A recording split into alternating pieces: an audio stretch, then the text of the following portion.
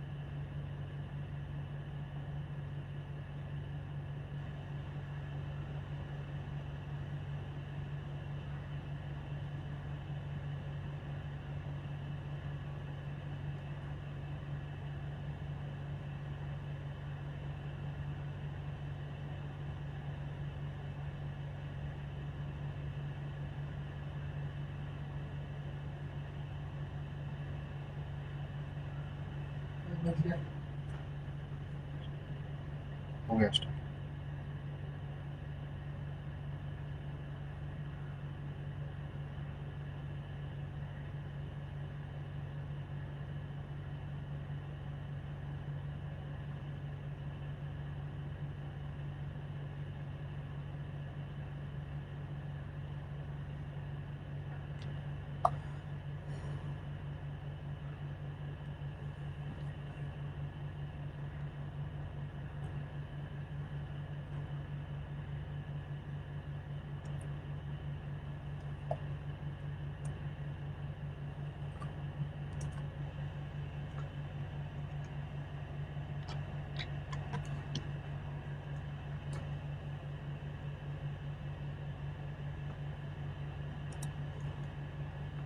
Good evening, everyone. Uh, Today is the day two of our online program on basics of GST. So, काफी लोग अभी तक आए नहीं है. So what we'll do is first we'll just go through a small revision जो हमने कल किया था. So first things that we learned about GST yesterday was the components of GST. CGST, SGST, UTGST जो interstate या intrastate या intra union territory होता है तब हमें CGST, SGST लगता है या state नहीं हो और वो union territory हो तो आपको state के बदले UTGST लगता है. इंटर स्टेट हो या मतलब एक स्टेट से दूसरे स्टेट में अगर आपके प्रोडक्ट्स जा रहे हो और सप्लाई दो स्टेट के बीच में हो तो आपको एप्लीकेबल होगा IGST. Then one thing we learn yesterday was HSN code और SSE code that is harmonize system of nomenclature और सर्विस अकाउंटिंग कोड. वो एक वो इसके लिए यूज होता है because a particular commodity is given a particular number so that tracking easy हो जाए. Third concept that we learned was RCM, reverse charge mechanism. उसमें आपको मैंने ये भी बताया था दैट जो नॉर्मल ट्रेंड चलता है उसे फॉरवर्ड चार्ज कहते हैं. जैसे अगर मैं आपको सर्विस दूं तो मैं आपको बिल रेज करूंगा और वो बिल के ऊपर GST चार्ज किया हुआ रहेगा. That is called forward charge.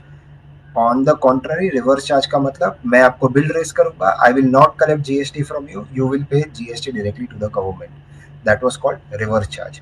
One more concept which we had discussed yesterday was e-way bill. E-way bill क्या होता है? It is basically a transport receipt but उसके अंदर एक ट्रेडिशनल ट्रांसपोर्ट रिसीट से काफ़ी अलग है बिकॉज उसके अंदर आपको क्या चीज़ ट्रांसपोर्ट हो रही है, कहाँ पर ट्रांसपोर्ट हो रही है, कौन से पर्सन के पास जा रही है या उसके गोडाउन में जा रही है, कहाँ पे जा रही है, उसकी सारी डिटेल्स होगी. और उसके अंदर ट्रांसपोर्टर की भी डिटेल्स होगी कि भाई आपने कौन से ट्रांसपोर्टर को माल दिया है, कितना किलोमीटर है आपके सोर्स से लेके डेस्टिनेशन तक, तो कितने दिन तक वो ई-वे बिल वैलिड रहेगा, वो सारी डिटेल्स भी रहते हैं. That is the difference between a traditional transport receipt you can say and an e-way bill. We also learned the concept of interstate and intrastate. Obviously, we understood one more thing, that was how different is GST from your previous tax regimes. Sorry. And uh, just a second. Okay, sorry. Yeah. So let us start with our day 2. So yesterday we had learned one thing, that everybody who's dealing in some or the other products, उसको GST किसी ना किसी रूप में applicable हो रहा है. Okay. But now as an end customer, जैसे अगर if I am a customer and I just go outside to buy a packet of chips, मैं चिप्स खरीद रहा हूँ तो उसके ऊपर मैं जीएसटी भर रहा हूँ, बट मुझे जीएसटी रजिस्ट्रेशन लेने की जरूरत नहीं है, because I am not dealing in that products. मैं कंज्यूम कर रहा हूँ, खुद के लिए है. तो obviously everybody is supposed to thank you, everybody is supposed to register themselves for GST. अगर समझो कि अगर आप कोई बिजनेस स्टार्ट कर रहे हो और आपने जीएसटी नंबर ले लिया है, okay, so obviously GST number जब आपने लिया होगा तो आपने आपके कंसल्टेंट्स को पूछा होगा कि मेरे को जीएसटी नंबर लेना चाहिए या नहीं लेना चाहिए. So your consultant before advising you whether you should take a GST registration और not will first go through a few criteria के whether आप वो criteria में fit होते हो या नहीं होते हो. एंड इवन दो अगर आप क्राइटेरिया में फिट नहीं होते और आपको जीएसटी रजिस्ट्रेशन लेना है, then it is called a voluntary GST registration, that just because मेरे को लेना है. Okay. So registration criteria, the first criteria is, this is a very basic criteria. obviously every ji indirect tax regime इसके पहले जब भी रहा है तो उसके अंदर एक मॉनिटरी क्राइटेरिया हमेशा रहता है, और वो मॉनिटरी क्राइटेरिया जीएसटी में क्या है, and these are the latest figures. Okay. So if a dealer is dealing in goods, okay, if a dealer is dealing in goods in a normal state, 40 lakhs का turnover है. So I'll just tell you what is the difference between normal state and special category state. Okay, but for now, if you are a dealer and you are dealing in a normal state in goods, तो आपका turnover limit है 40 lakhs. मतलब अगर आपका 40 लाख के नीचे turnover है तो आपको जीएसटी रजिस्ट्रेशन लेने की जरूरत नहीं है. But if you are a dealer of goods, but आपका जो स्टेट है it is a special category state, तो आपका ये जो 40 lakhs का लिमिट है वो 20 lakhs हो जाता है. I hope everybody understand. एक नॉर्मल स्टेट में 40 lakhs का टर्नओवर होता है और स्पेशल कैटेगरी स्टेट के लिए 20 lakhs का टर्नओवर होता है. मतलब स्पेशल कैटेगरी स्टेट्स में अगर कोई पर्सन बिजनेस कर रहा है तो उसके लिए जो उसका जीएसटी रजिस्ट्रेशन होगा उसको लेने की जरूरत नहीं है इफ उसका टर्नओवर 20 lakhs के नीचे है. Okay. So what are special category states? यहाँ पर मैंने लिखा है पुडुचेरी, पौंडीचेरी, मेघालय, मिजोरम, त्रिपुरा, मणिपुर, सिक्किम, नागालैंड, अरुणाचल प्रदेश, उत्तराखंड. मतलब जो नॉर्थ ईस्ट के स्टेट्स है, दो states are considered special category states government के हिसाब से, और उनके लिए लिमिट्स डिफरेंट है. So when you are talking about a dealer who is dealing only in goods, तो उसके लिए लिमिट है 20 lakhs. And similarly if it's a normal state में है तो उसके लिए लिमिट है 40 lakhs. ऑल्सो जब डीलर सर्विस का हो, मतलब एक सर्विस प्रोवाइडर हो, तो नॉर्मल स्टेट में हो तो उसका लिमिट है 20 lakhs. And if service dealer है इन स्पेशल कैटेगरी स्टेट, मतलब जो पौंडीचेरी, मेघालय, ये सारे स्टेट्स में, तो उसका टर्नओवर लिमिट है 10 lakhs. मतलब अगर आपका टोटल टर्नओवर ये अमाउंट के नीचे है या इस अमाउंट के नीचे ही रहेगा तो आपको जीएसटी रजिस्ट्रेशन लेने की जरूरत नहीं है. आपको जीएसटी रजिस्ट्रेशन की जरूरत नहीं है, बट गवर्नमेंट ऐसा नहीं बोलता है कि आप मत लो. इफ यू थिंक दैट आज आपका टर्नओवर 5 lakhs है बट कल उठ के ज्यादा होने वाला है एंड यू आर लाइक नहीं मुझे अभी से जीएसटी रजिस्ट्रेशन लेना है, so that is also allowed. ऐसा नहीं है कि आपका टर्नओवर नीचे है तो आप ले नहीं सकते. This is the maximum limit. 40 lakhs तक आप वेट कर सकते हो. 40 lakh 1 rupees होता है तो आपको जीएसटी रजिस्ट्रेशन लेना ही है. Okay. I hope this is clear. It's very basic. 40 lakhs, 20 lakhs, 20 lakhs, 10 lakhs, 40 lakhs for goods, 20 lakhs for goods, 20 lakhs for services, 10 lakhs for services. Okay. Also, मैं इसमें एक और चीज बोलता हूँ that generally you will have a question that अगर किसी का 5 लाख का टर्नओवर है तो वो जीएसटी रजिस्ट्रेशन क्यों लेगा? ओके. वो जीएसटी रजिस्ट्रेशन इसके लिए लेगा because see when you take, if you don't have GST registration तो क्या होगा, आप कहीं से माल प्रोक्योर कर रहे हो, उसके ऊपर जीएसटी लग के आ रहा है. आप माल जब बेच रहे हो आपके पास जीएसटी नंबर नहीं है तो आप सामने से जीएसटी कलेक्ट नहीं कर पाओगे. इसका मतलब कंक्लूजन क्या होगा कि जो आपने परचेज पे जीएसटी भरा है उसका आप क्रेडिट नहीं ले पाओगे because you don't have a GST number. तो आपका वो जीएसटी का जो अमाउंट है वो क्रेडिट में ऐड हो जाएगा, I am sorry, your cost में ऐड हो जाएगा। समझिए, आपने 100 रुपीज़ का एक प्रोडक्ट लिया और उसके ऊपर 10 रुपीज़ जीएसटी है, तो आपने सामने वाले पर्सन को 110 रुपीज़ दिया। अब 10 रुपीज़ जो आपने जीएसटी दिया है वो आपका क्रेडिट नहीं है, वो आपका कॉस्ट हो जाएगा, बिकॉज आपके पास जीएसटी नंबर नहीं है तो आप उसका क्रेडिट ले नहीं पाओगे। तो काफ़ी बार क्या करते हैं लोग कि उनको पता है कि नहीं, if I am purchasing something for 5 lakhs तो मुझे उसके ऊपर 50,000 जीएसटी लगेगा। If I am going to sell that thing for 6 lakhs, तो अगर मैं सामने से 60,000 जीएसटी ले पाऊँ तो जो डिफरेंशियल अमाउंट होगा 10,000 वो मैं गवर्नमेंट को पे कर दूंगा, और मेरा प्रॉफिट कितना होगा? 5 lakhs में मैंने खरीदा, 6 लाख में मैंने बेचा, 1 लाख रुपए का मेरा प्रॉफिट। बट अज्यूम करो कि मेरे पास जीएसटी का रजिस्ट्रेशन नहीं है, तो क्या होगा? मैंने जब परचेज किया तब मैंने 5,50,000 दिया, 5 lakh for the product, 50,000 for my GST, tax tax का जो वैल्यू था। अब जब मैं वो बेच रहा हूँ 6 लाख रुपए में, तब मैं सामने से जीएसटी कलेक्ट नहीं कर पाऊंगा, बिकॉज मेरे पास जीएसटी नंबर ही नहीं है। तो मैंने 6 लाख में बेचा, 5,50,000 मैंने वहां पे दे दिया था, 50,000 मेरा प्रॉफिट हुआ। So this is primarily the reason why जिसका टर्नओवर कम भी होता है ना, वो जीएसटी क्रेडिट लेने के लिए जीएसटी रजिस्ट्रेशन ले लेता है।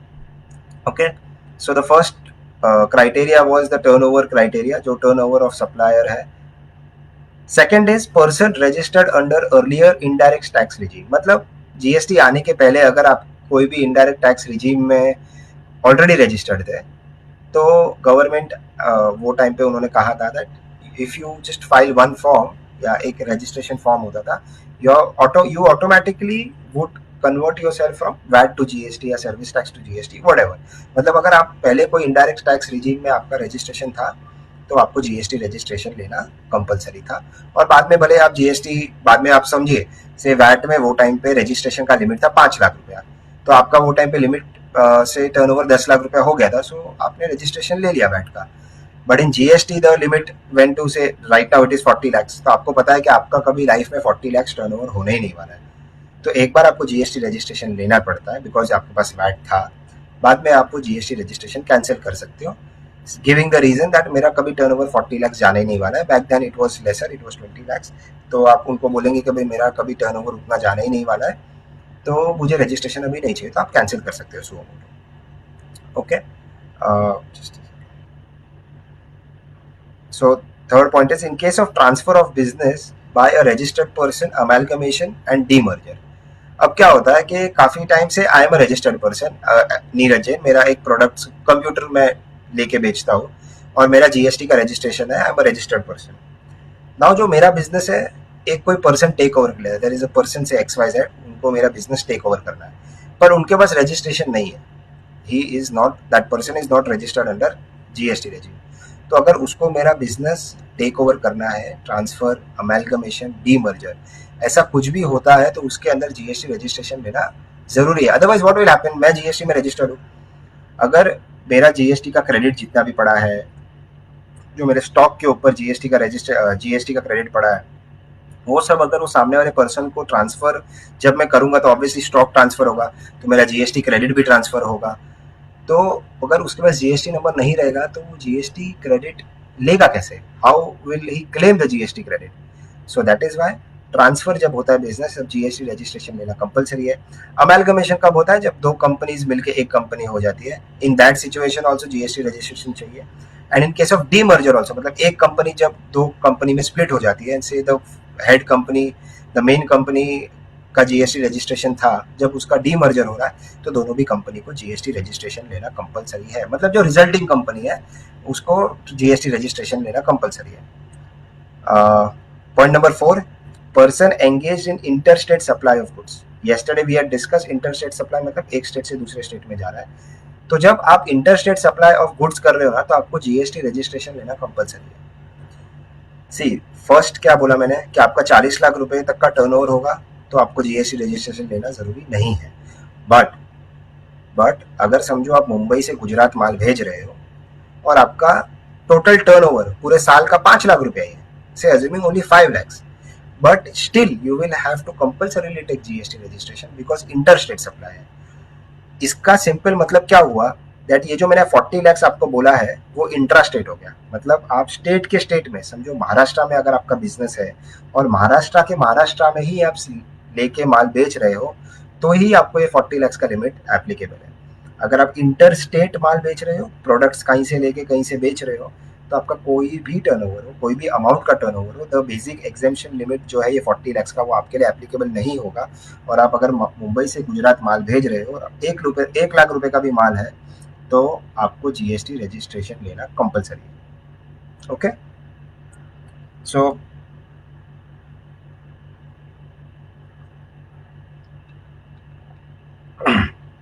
so we'll just go through it once again. Turnover criteria था first.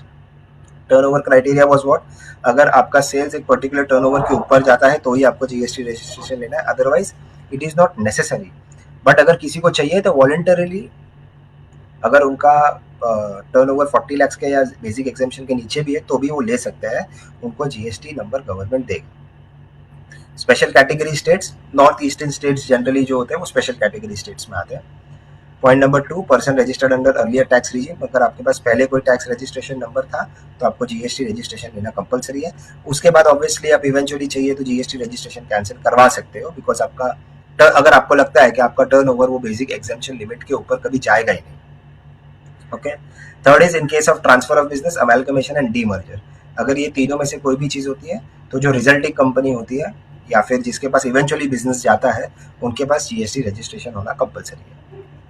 And person engage in interstate supply of goods, okay, which means what, अगर आप बॉम्बे से गुड्स गुजरात भेज रहे, गुजरात से गुड्स दिल्ली भेज रहे, दिल्ली से गुड्स कलकत्ता भेज रहे, अगर आपका इंटर स्टेट सप्लाई हो रहा है तो जो आपका टर्नओवर है उसको उसका कोई रेलेवेंस नहीं रहेगा। इट इज इररिस्पेक्टिव कि आपका टर्नओवर कितना है, आपको जीएसटी रजिस्ट्रेशन लेना कंपलसरी है। Okay, point number 5, casual taxable person, casual taxable person को जीएसटी रजिस्ट्रेशन लेना कंपलसरी है। अब कैजुअल टैक्सेबल पर्सन क्या होता है मैं आपको समझाता हूँ।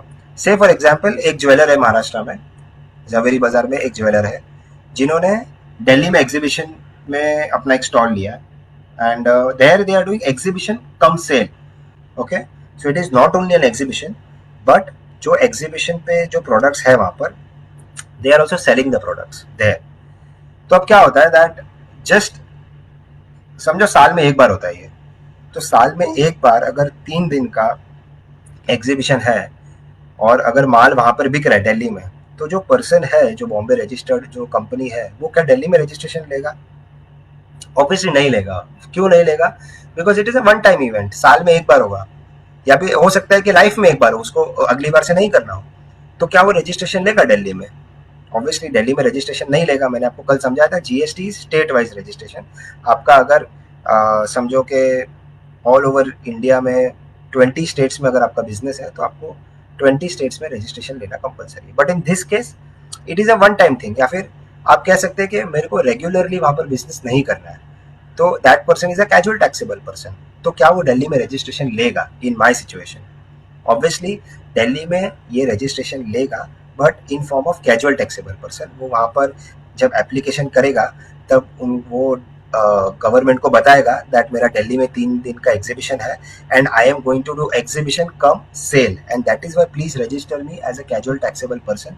तो क्या होता है कैजुअल टैक्सेबल पर्सन में, जो वो पीरियड में वो जो पीरियड के लिए आपने रजिस्ट्रेशन लिया है 3 डेज 4 डेज व्हाटएवर, सिर्फ वो पीरियड की आपको जो रिटर्न के अंदर जो डिटेल डालनी है सिर्फ वो पीरियड की डालनी है। आपको फॉर एवर या जब तक आपका वो रजिस्ट्रेशन नंबर है तब तक आपको रिटर्न फाइल नहीं करनी है। It is obviously for a specific period.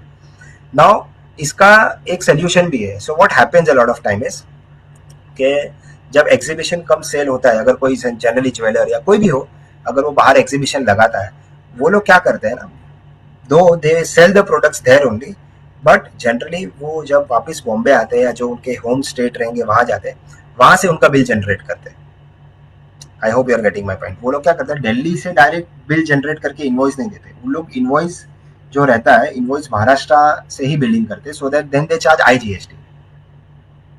वहां पर से वहां पर होता है, अगर दिल्ली से दिल्ली में अगर कोई पर्सन माल लेके गया तो सीजीएसटी एसजीएसटी लगेगा, तो उसको कैजुअल टैक्सेबल पर्सन के हिसाब से शायद रजिस्ट्रेशन भी लेना पड़े दिल्ली में। ऑब्वियसली लेना ही पड़ेगा, शायद नहीं, उनको वहाँ पे रजिस्ट्रेशन भी लेना पड़ेगा, सीजीएसटी एसजीएसटी लगाना पड़ेगा, बिकॉज दिल्ली से दिल्ली माल बिक रहा है।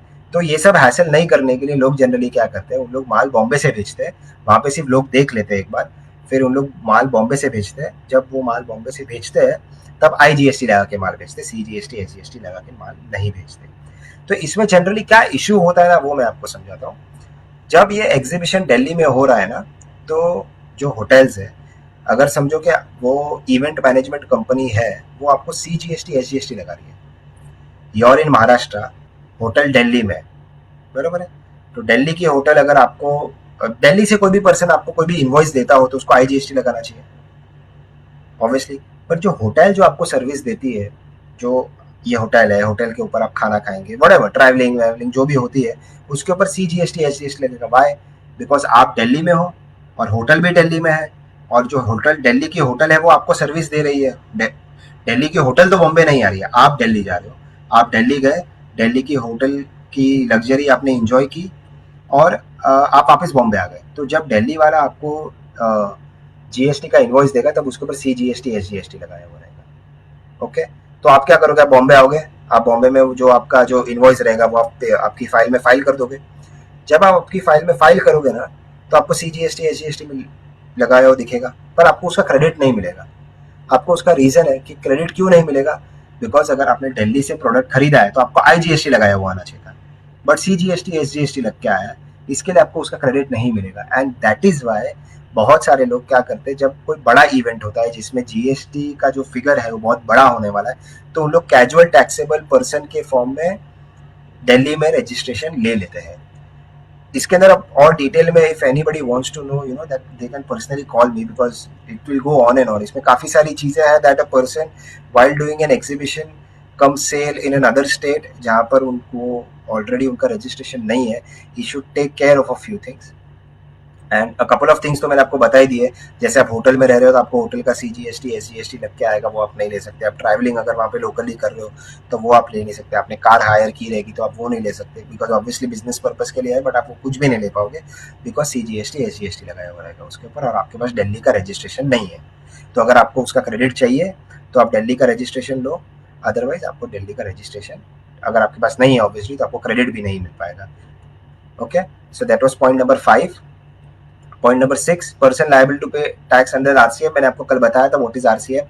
RCM is reverse charge mechanism. तो से अगर आप, if you are liable to pay tax under reverse charge mechanism, आपने कोई एडवोकेट का सर्विस लिया है और आप बिजनेसमैन हो, तो आपको रिवर्स चार्ज पे टैक्स भरना ही है बाय डिफॉल्ट, एंड आपको रजिस्ट्रेशन लेना पड़ेगा। सो it is very simple, it's straight forward. अगर आपको कोई भी RCM की लाइबिलिटी आती है आपके ऊपर, तो आपको GST रजिस्ट्रेशन लेना है। Point number 7, non-resident person engage in supply of taxable goods and services. So say for example, if there is a non-resident person जो resident नहीं है, Indian is he, that person is not Indian resident, but वो India में आता है and he undertakes a service। वो समझो कि कोई US से आया India and he just goes और वो मॉडलिंग करना स्टार्ट कर देता है, और उसको मॉडलिंग में से फॉर एग्जांपल 1 महीने में उसको 1 करोड़ रुपीज आ गया। एक समझो 6 महीने वो इंडिया में ही रहा, उसको 1 करोड़ रुपीज किसी ने दिया, तो obviously he is a non resident person, he is engaged in supply of taxable services, तो उसको GST रजिस्ट्रेशन लेना कंपलसरी है। So any non resident person, अगर वो कोई भी टैक्सेबल सर्विस कर रहा है इंडिया के अंदर एंड उसके ऊपर कोई लिमिट नहीं है, मैंने 1 करोड़ का एग्जांपल दिया, उसका 10 लाख भी होगा तो उसको रजिस्ट्रेशन लेना कंपलसरी है, because he is engaged in supply of taxable services and that person is also non resident. तो कोई भी नॉन रेसिडेंट है, मतलब इंडिया का रेसिडेंट नहीं है, सिटीजन नहीं, resident, that person is not a resident of India, तो उसको GST रजिस्ट्रेशन लेना कंपलसरी है if that person is engaged in supply of taxable service, straightforward. Okay, so we'll take some time here. Input service distributor. Okay, so any input service distributor is required to take compulsory registration. अब input service distributor क्या होता है? Let us understand that. Okay, so in my example there's a bank. Bank को service आ रही है A limited, B limited, C limited से। Okay, A limited ने कुछ सर्विस दी बैंक को, B लिमिटेड ने कोई सर्विस दी बैंक को, C लिमिटेड ने कोई सर्विस दी बैंक को, और बैंक ने क्या किया, बैंक के बहुत सारे ब्रांचेस है। सो यहाँ पर क्या हुआ, bank receives tax invoice from ABC। ABC से बैंक को टैक्स इनवॉइस आएगा बिकॉज ABC ने सर्विस दी है। एंड नाउ जो ऑब्वियसली जो इनवॉइस रहेंगे, से फॉर एग्जांपल A ने 1000 रुपीज का बैंक को बिल दे दिया एक, दैट उन्होंने कोई बैंक के ब्रांच में काम किया था, तो उसका बिल है 1,000 rupees plus 100 rupees GST. B ने भी दिया 1,000 प्लस 100 जीएसटी, सी ने भी दिया 1,000 प्लस 100 जीएसटी। अब जो ये बैंक है, जो सेंट्रल बैंक है, जो मेन बैंक है, जो इनपुट सर्विस डिस्ट्रीब्यूटर के फॉर्म में रजिस्टर्ड होगी जीएसटी वेबसाइट पे, उनके पास 300 रुपीज का क्रेडिट है। नाउ ये 300 रुपए का जो क्रेडिट होगा, ये 300 रुपए का क्रेडिट है ना, बैंक क्या करेगी, ये जो इनके ब्रांचेस है जिसके रिलेशन में ए बी सी ने सर्विस दी है, शायद ए ने ये ब्रांच को सर्विस दी होगी, बी ने तीनों को सर्विस दी होगी, सी ने भी तीनों को सर्विस दी होगी। तो ये 300 रुपीज जो ये बैंक को मिला है इनपुट सर्विस डिस्ट्रीब्यूटर के फॉर्म में, ये 300 रुपए का जो आईटीसी है, ये तीनों बैंक में, ये वाली बैंक जो मेन बैंक है वो ट्रांसफर कर देगी, उनको डिवाइड कर देगी। सो जनरली ये ना बहुत बार कब होता है, जब एक सेंट्रल बैंक है, एक सेंट्रल यूनिट है कोई कंपनी का, और वो कहीं पे एक लोकेटेड है, और वो लोग ही सारी बिलिंग्स देखते हैं। Say for example there is a unit in Bombay, but उसके ब्रांच एक से भाईकला में है, एक ब्रांच चर्चगेट में, एक ब्रांच कोलाबा पे है, से एक ब्रांच दादर में है। ओके, तो जो मेन यूनिट है, वो मेन यूनिट के पास इन्वॉइसेज आएंगे कि कोई बोलेगा कि मैंने दादर वाले ब्रांच को ये सर्विस दी है, कोई बोलेगा कि मैंने सारे आपके बॉम्बे के सारे ब्रांचेस को एएमसी का सर्विस दिया है। तो वो सारे इन्वॉइसेस एक पर्टिकुलर यूनिट के पास आते हैं, who looks after the entire payments and receipts. और वो जो यूनिट के पास वो यूनिट तो और कोई बिजनेस कर नहीं रहा है, तो उनके पास तो खाली आईटीसी एक्यूमुलेट होता रहता है, होता रहता है, होता रहता है, होता रहता है। अब वो लोग क्या करते हैं, ये आईटीसी को अपनी सारी ब्रांचेस को डिवाइड कर देते हैं, सारी ब्रांचेस में डिवाइड कर देते हैं। तो उनके लिए एक रिटर्न होती है, वो लोग ये रिटर्न फॉर्म फाइल करते हैं, इनपुट सर्विस डिस्ट्रीब्यूटर रिटर्न होती है, वो रिटर्न फाइल करते हैं और वो बोलते हैं कि भाई मेरे पास इतने लोगों ने मेरे को इन्वॉइसेस दिया है, वो इन्वॉइस का मेरे पास, मेरे एग्जाम्पल में 300 रुपया क्रेडिट जमा हो गया है, और ये 300 रुपीज का जो क्रेडिट है मेरे को मेरे ब्रांच में ट्रांसफर करना है। ऑब्वियसली ये जैसे ट्रांसफर होता है, जो रेशियो होता है ट्रांसफर का, वो अलग अलग होता है। डिटेल में I will have to explain you, we don't have that much time, और काफी कॉम्प्लेक्स भी है, बिकॉज व्हाट हैपेंस इज, समझो कि कोई एक सर्विस रहेगी वो पर्टिकुलर ब्रांच के लिए ही है, तो उसका इनपुट टैक्स क्रेडिट मेरे को वही ब्रांच को देना पड़ेगा, मैं प्रोपोर्शनेटली डिवाइड नहीं कर सकता। बट ऐसे या कोई बिल होगा, से फॉर एग्जांपल कोई कंपनी है जैसे ए लिमिटेड है, ए लिमिटेड मेरे सारे बैंक्स के ब्रांचेस जितने भी है उसके एसी का रिपेयरिंग करती है, एसी का सर्विसिंग करती है, तो वो इनवॉइस खाली मेरे को देगी, और then it is on me, it is on the main unit, how and in what form am I suppose to distribute it between the banks, the ITC may be number of ACs, number of servicing, वो सब basis पे मैं ITC मेरा divide करूंगा। So point number 8, input service distributor, lot of people who are watching here, उनको काफी लोगों को ये एप्लीकेबल नहीं है, but only for knowledge purpose I am explaining you. 9 is e commerce operator and seller. Okay, so first of all operator में ये Amazon हो सकता है, फ्लिपकार्ट हो सकता है, you know Myntra, Jabong, all these people, उनको कंपल्सरी है जीएसटी रजिस्ट्रेशन लेना irrespective of their turnover. And secondly also the sellers, मतलब अगर इफ मुझे अमेजोन पे कुछ प्रोडक्ट बेचना है, say for example I want to start selling water bottles, okay, तो I want to start selling water bottles, I want to start selling computers, और मेरा टर्नओवर मुझे पता है कि मेरा ऑनलाइन शायद 10 या 20 लाख का टर्नओवर होगा, ज़्यादा नहीं होगा, बट तो भी मुझे जीएसटी रजिस्ट्रेशन लेना कंपलसरी है। अगर मुझे ऑनलाइन पे कुछ भी प्रोडक्ट बेचना है, वेदर इट इज़ 10,000, 20,000, 50,000, मुझे जीएसटी रजिस्ट्रेशन लेना कंपलसरी है। It is applicable for everyone. Okay, so it is applicable for food deliveries, जो फूड रेस्टोरेंट्स है, अगर उनको जोमेटो पे लिस्ट होना है सो उनको भी जीएसटी रजिस्ट्रेशन लेना चाहिए। अगर मुझे कोई प्रोडक्ट बेचना है ऑन अमेजोन तो भी मुझे जीएसटी रजिस्ट्रेशन लेना है।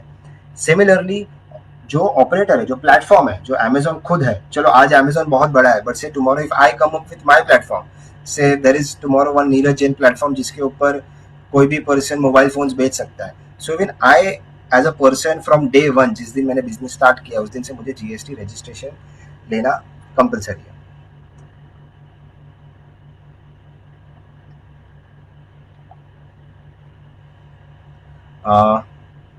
So we'll just go through it once again.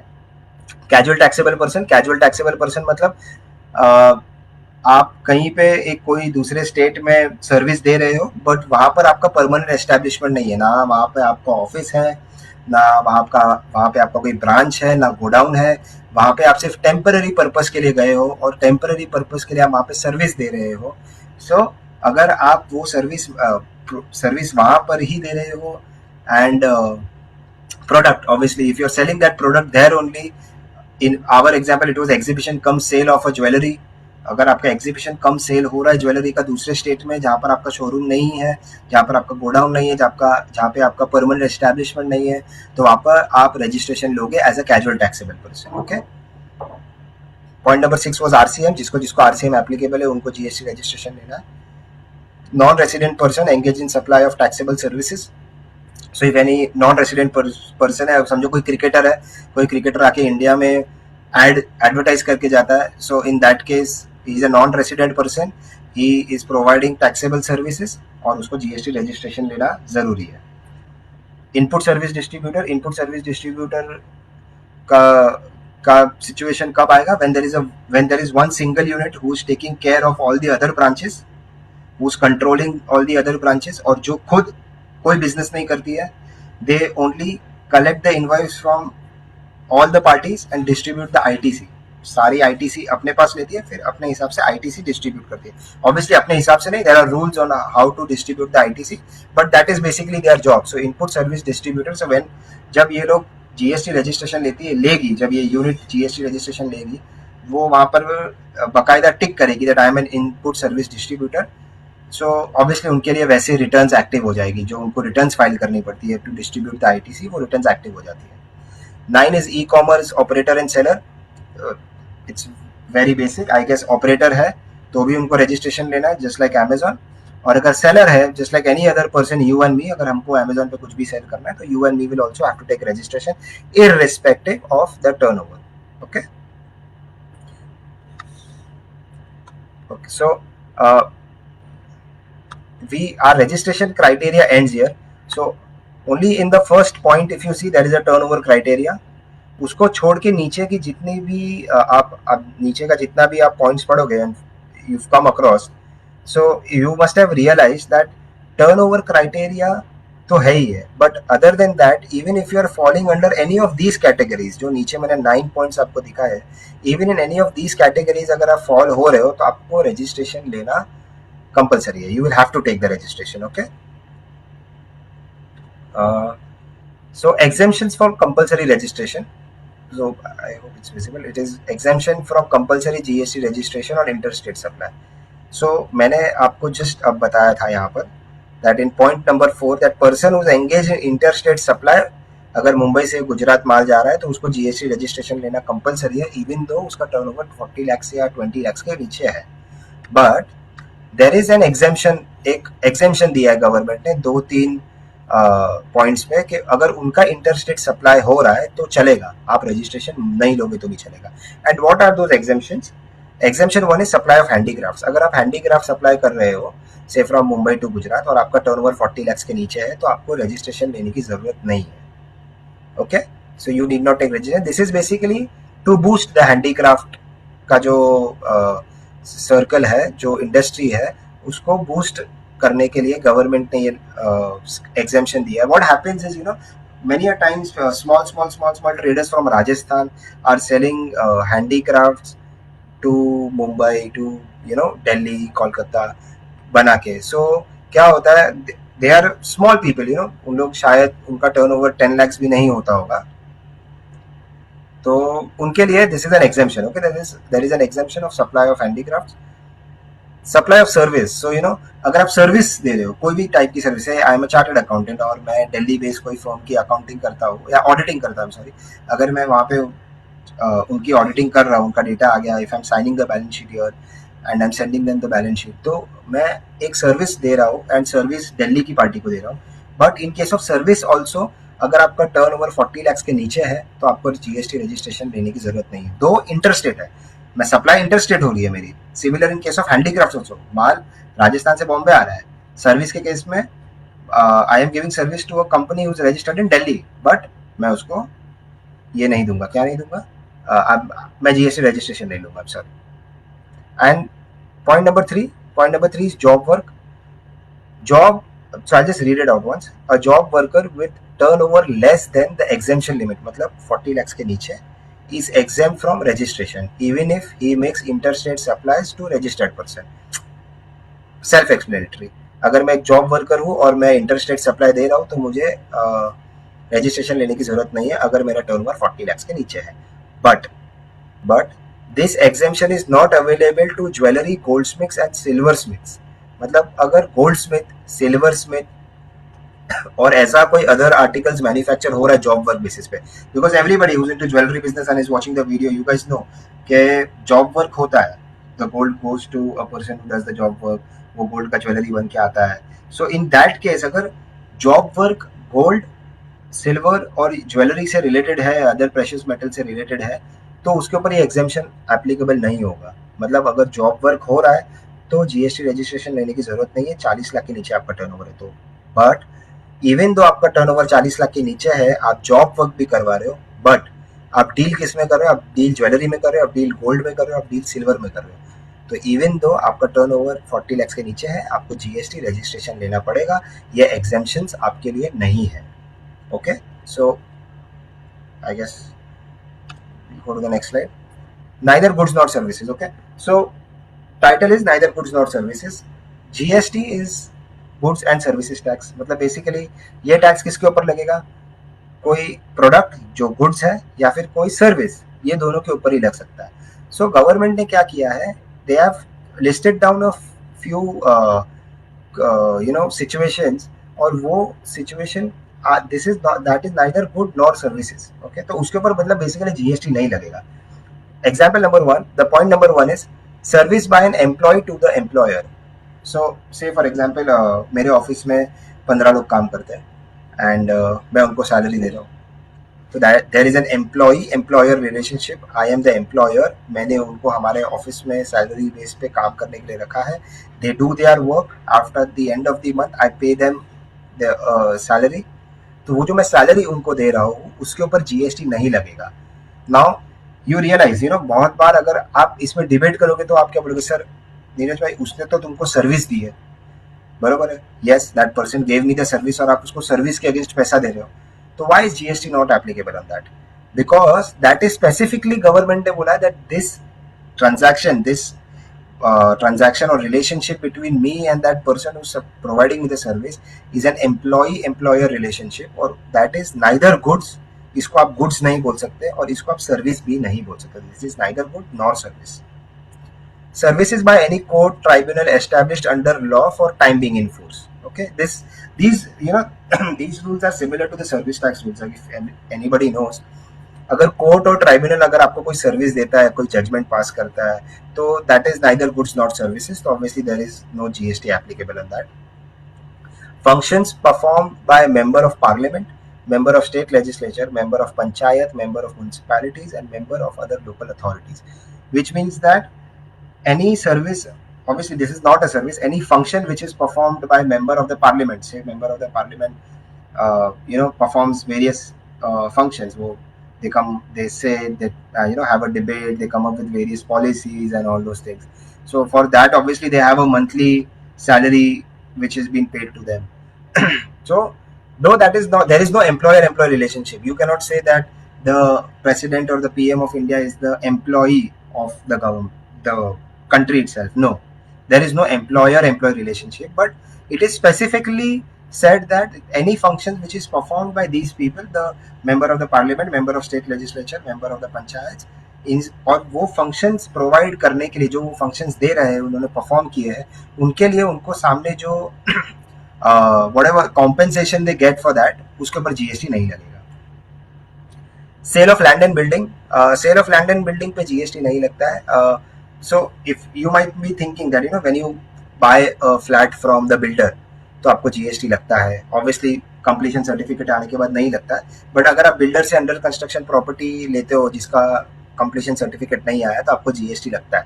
But see in that case what is happening is, आप एक किसी का स्टॉक खरीद रहे हो, it is the stock of the builder. Okay, जब उसका बिल्डिंग बन रहा है उसका आप स्टॉक खरीद रहे हो, तो for builder it is sale of a product, it is sale of a stock, तो वो आपको जीएसटी लगाएगा।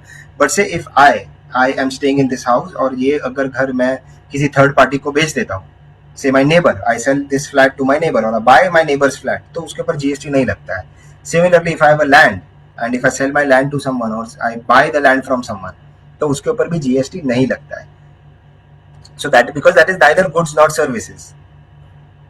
Services of funeral, okay, funeral हो गया, burial हो गया, तो if you're Hindu, so you'll perform your own rituals. अगर आपको bury करना है, so any services which is related to the funeral, उसके ऊपर GST नहीं लगता है, because that is neither goods nor services. If it is neither goods nor services, तो you cannot classify it under any head, तो उसके ऊपर tax नहीं लगेगा. Actionable claims other than lottery, betting and gambling. Okay, so actionable claims क्या होता है? If I give you a very vague, like simple example, अगर मैं बोलूँ ना, तो से मैंने आपको 10,000 रुपये दे दिया, मैंने आपसे 10,000 रुपये ले लिए. So you wrote it somewhere that I've given Neeraj 10,000 rupees, and that paper itself is an actionable claim. So आप जब मुझे 10,000 दे रहे हो और मैं वो 10,000 आपको वापस दूंगा, so that transaction it is an actionable claim. आपको मेरे से क्लेम लेना है, बट वो ट्रांजैक्शन के ऊपर जीएसटी नहीं लगेगा, because that is there. If you think practically ना, यहाँ पर कोई इनकम जनरेट नहीं हो रही है, it is just a loan. Okay, अगर कोई अनसिक्योर्ड डेट है, आपने मुझे 10 लाख रुपए दे दिया, उसमें आपकी इनकम नहीं है कोई, मेरी भी इनकम नहीं है कोई, बिकॉज मुझे वो 10 लाख आपको वापस देना है. ओके, तो मैं आपको 10 लाख जब वापस दूंगा, तो you have that 10 lakh rupees back with you. So this transaction is, उसके ऊपर जीएसटी लग ही नहीं सकता. से फॉर एग्जांपल, मैंने आपसे इंटरेस्ट फ्री लोन ले लिया 10 लाख का, तो आपने मुझे 10 लाख दे दिया. अगर अज्यूम करो उसके ऊपर जीएसटी होता, से उसके ऊपर 1% जीएसटी है, तो मैंने आपसे 1 लाख रुपीज ले लिया, तो उसके ऊपर 1,000 रुपीज जीएसटी होगा. तो मैंने आपसे 1 लाख लिया और आपने गवर्नमेंट को 1,000 जीएसटी दे दिया. सिमिलरली मैंने वो आपको 1 लाख वापस दे दिया, मैंने भी वापस वही 1 लाख में वापस 1,000 जीएसटी दिया. सो गवर्नमेंट के पास एक ही ट्रांजैक्शन का, जहाँ पे कोई वैल्यू एडिशन नहीं हुआ है, 2,000 रुपीज टैक्स चला गया. Why? Because it is not what you call a value added service. It is not any service या गुड्स जो एक्शनेबल क्लेम्स होता है, like an unsecured debt. Okay, तो एक्शनेबल क्लेम्स के ऊपर जीएसटी नहीं लगता है, because they are neither goods not services. But lottery, betting और गैम्बलिंग, इसके ऊपर जीएसटी लगता है. दो लॉटरी इज ऑल्सो, जो लॉटरी की चिट्ठी होती है, it is called an actionable claim. ये क्लेम है, बिकॉज अगर आपको लॉटरी लगती है, you go somewhere, you tell them that I want to claim this money. जो लॉटरी के ऊपर अमाउंट लिखा हुआ रहेगा, यू विल टेल के ये आप लॉटरी का टिकट लीजिए और आप मुझे पैसे दीजिए. So that is a claim, but again उसके ऊपर जीएसटी लगता है, बिकॉज दैट इज स्पेसिफिकली उसको एग्जेम्पशन की लिस्ट से बाहर रखा गया है. So lottery, betting and gambling के ऊपर GST, they are they are either good or service, but actionable claims are not. Okay, to just go through it once again. Services, see, today's session is a lot of theory, and that is why I'm giving you a lot of examples. So if you understand those examples in a very practical manner, तो बहुत easy हो जाएगा समझना. Okay, so first is service by an employer to an employee. You have a business, आपके office में कोई आदमी काम कर रहा है, be it accountant, pune, clerk, whoever, उसको आप अगर मंथ के एंड में पगार दे रहे हो, तो आपको उसके ऊपर जीएसटी नहीं लगती है. और ऑब्वियसली उनको भी नहीं लगती है, आपको भी नहीं लगती है, under reverse charge and forward charge. Services by any court और tribunal, no, they are neither goods nor services. Functions perform by the members of parliament, members of state legislature, basically members जो government के साथ by any how they are linked, उनके GST नहीं लगती. Sale of land and building, services of funeral और burial, actionable claims other than lottery, betting and gambling. Okay, so we're done with this slide also.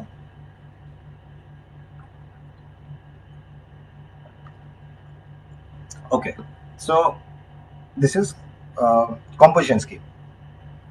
If you guys remember, in VAT also there was a composition scheme. Say for example, VAT में पहले क्या होता था, जब एक building बन रही है, उस पर फिक्स था कि कॉम्पोजिशन का एक स्कीम था, दैट आप जो भी प्रोडक्ट्स बना, जो भी आपने वैट भरा है, से बिल्डिंग के ऊपर मैंने सीमेंट खरीदा, मैंने स्टील खरीदा, मैंने लेबर से सर्विस ली, इलेक्ट्रिक अप्लायंसेस खरीदे मैंने, तो उसका क्रेडिट आपको नहीं लेने मिलेगा. और जो भी आपका टोटल सेल होगा, समझो आपने पूरी बिल्डिंग 10 करोड़ रुपीज में सारे फ्लैट सेल कर दिए, तो आपको 1% वैट भरना है. 1%, कितना भी आपका वैल्यू हो, आपको 1% वैट भरने का, and you can go ahead without claiming an ITC. So that is composition scheme. So similar composition scheme GST में भी है. So everybody who don't know what composition scheme is, so we'll start one by one. Okay, I've listed down the points. Who can opt? So composition scheme में कौन जा सकता है, कौन composition scheme का बेनिफिट ले सकता है. यू कैन नॉट से it is a benefit, but who can apply for it, okay, who can opt for it. Tax payer whose turnover is below rupees 1.5 crore. अगर आपका सालाना टर्नओवर 1.5 करोड़ के नीचे है तो आप कॉम्पोजिशन स्कीम में अप्लाई कर सकते हो. Similarly north eastern states and Himachal Pradesh के लिए लिमिट 75 लाख है. मैंने आपको ऊपर भी बताया था that generally north eastern states में इतना बड़ा टर्नओवर करना बहुत मुश्किल हो जाता है for most of the traders. That is why generally the turnover limits are half. Okay, in goods it was 20 lakhs, in service it is 10 lakhs and composition scheme में 75 lakhs. मतलब अगर आपका सालाना टर्नओवर 75 lakhs के नीचे है तो आप कॉम्पोजिशन स्कीम में एप्लीकेशन कर सकते हो. तो आपको एक जीएसटी नंबर मिलेगा और वहां पर नंबर, और you are a composition dealer. Okay, so I have a GST number but I am a composition dealer. मतलब कॉम्पोजिशन डीलर क्या होता है, you'll understand. So who can opt, we understood. Who can not opt. अब कौन सा person GST का registration नहीं ले सकता? Manufacturer of ice cream, pan masala और tobacco. If you are a manufacturer of ice cream, pan masala, tobacco, आपका टर्नओवर 1.5 करोड़ के नीचे है या 75 lakhs के नीचे है डिपेंडिंग ऑन द स्टेट्स, फिर भी आप कॉम्पोजिशन स्कीम में नहीं जा सकते.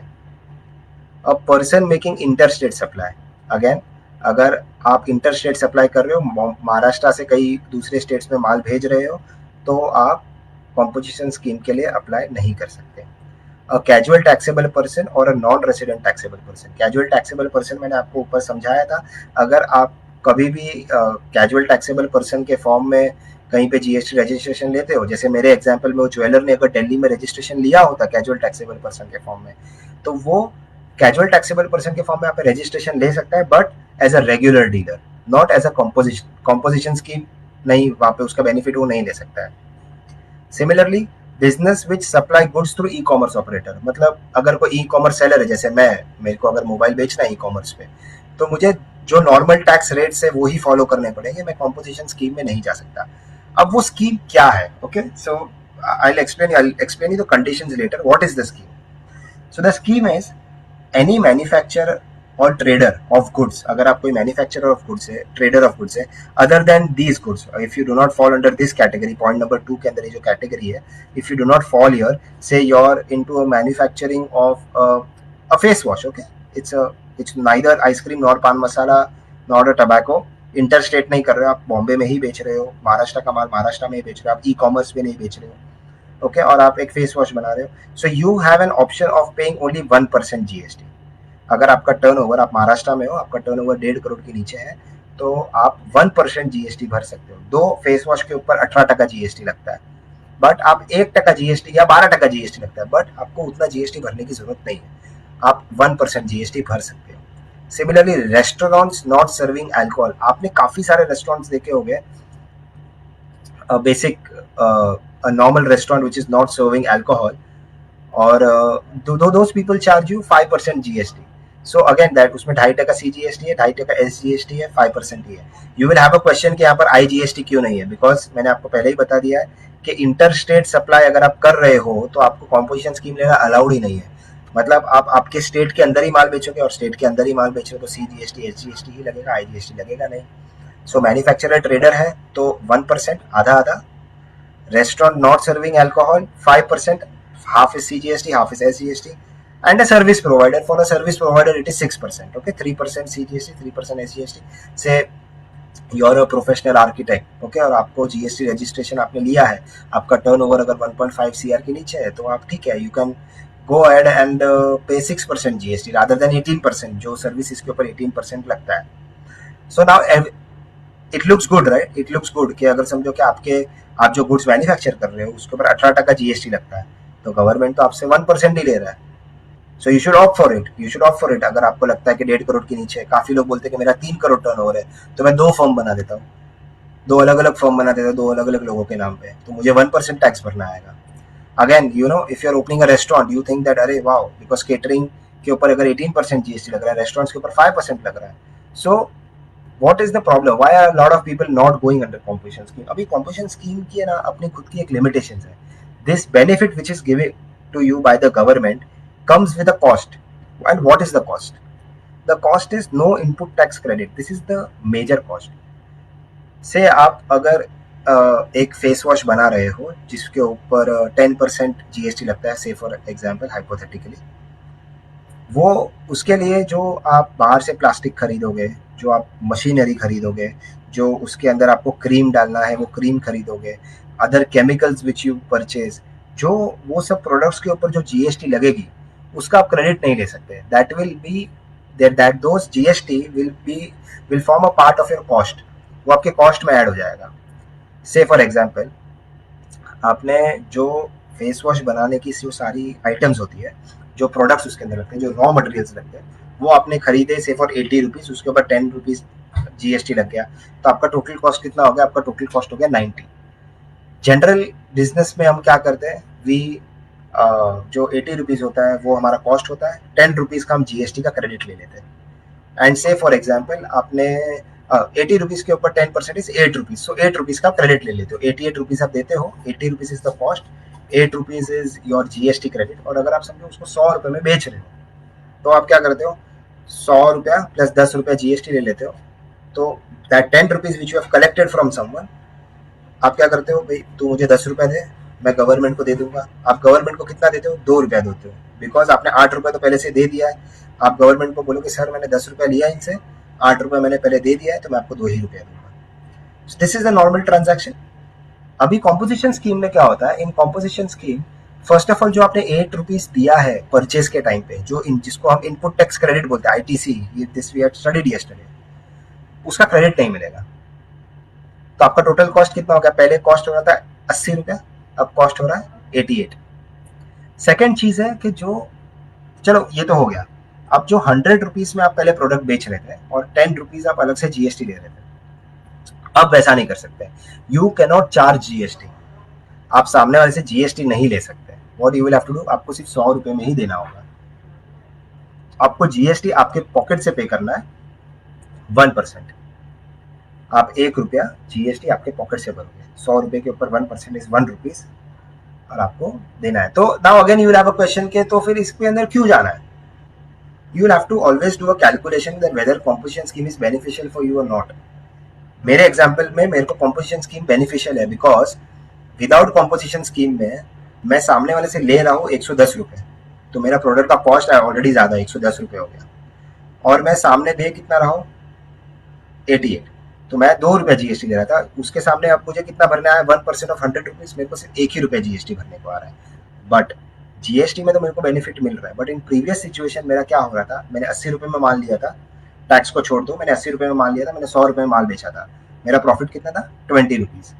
अब क्या हो रहा है, मैंने 88 में माल खरीदा, मैंने 100 में माल बेचा, मेरा प्रॉफिट कितना हुआ? 12 रुपया, और उसमें से 1 रुपया मैंने टैक्स भी दे दिया, तो 11 रुपीज हो गया।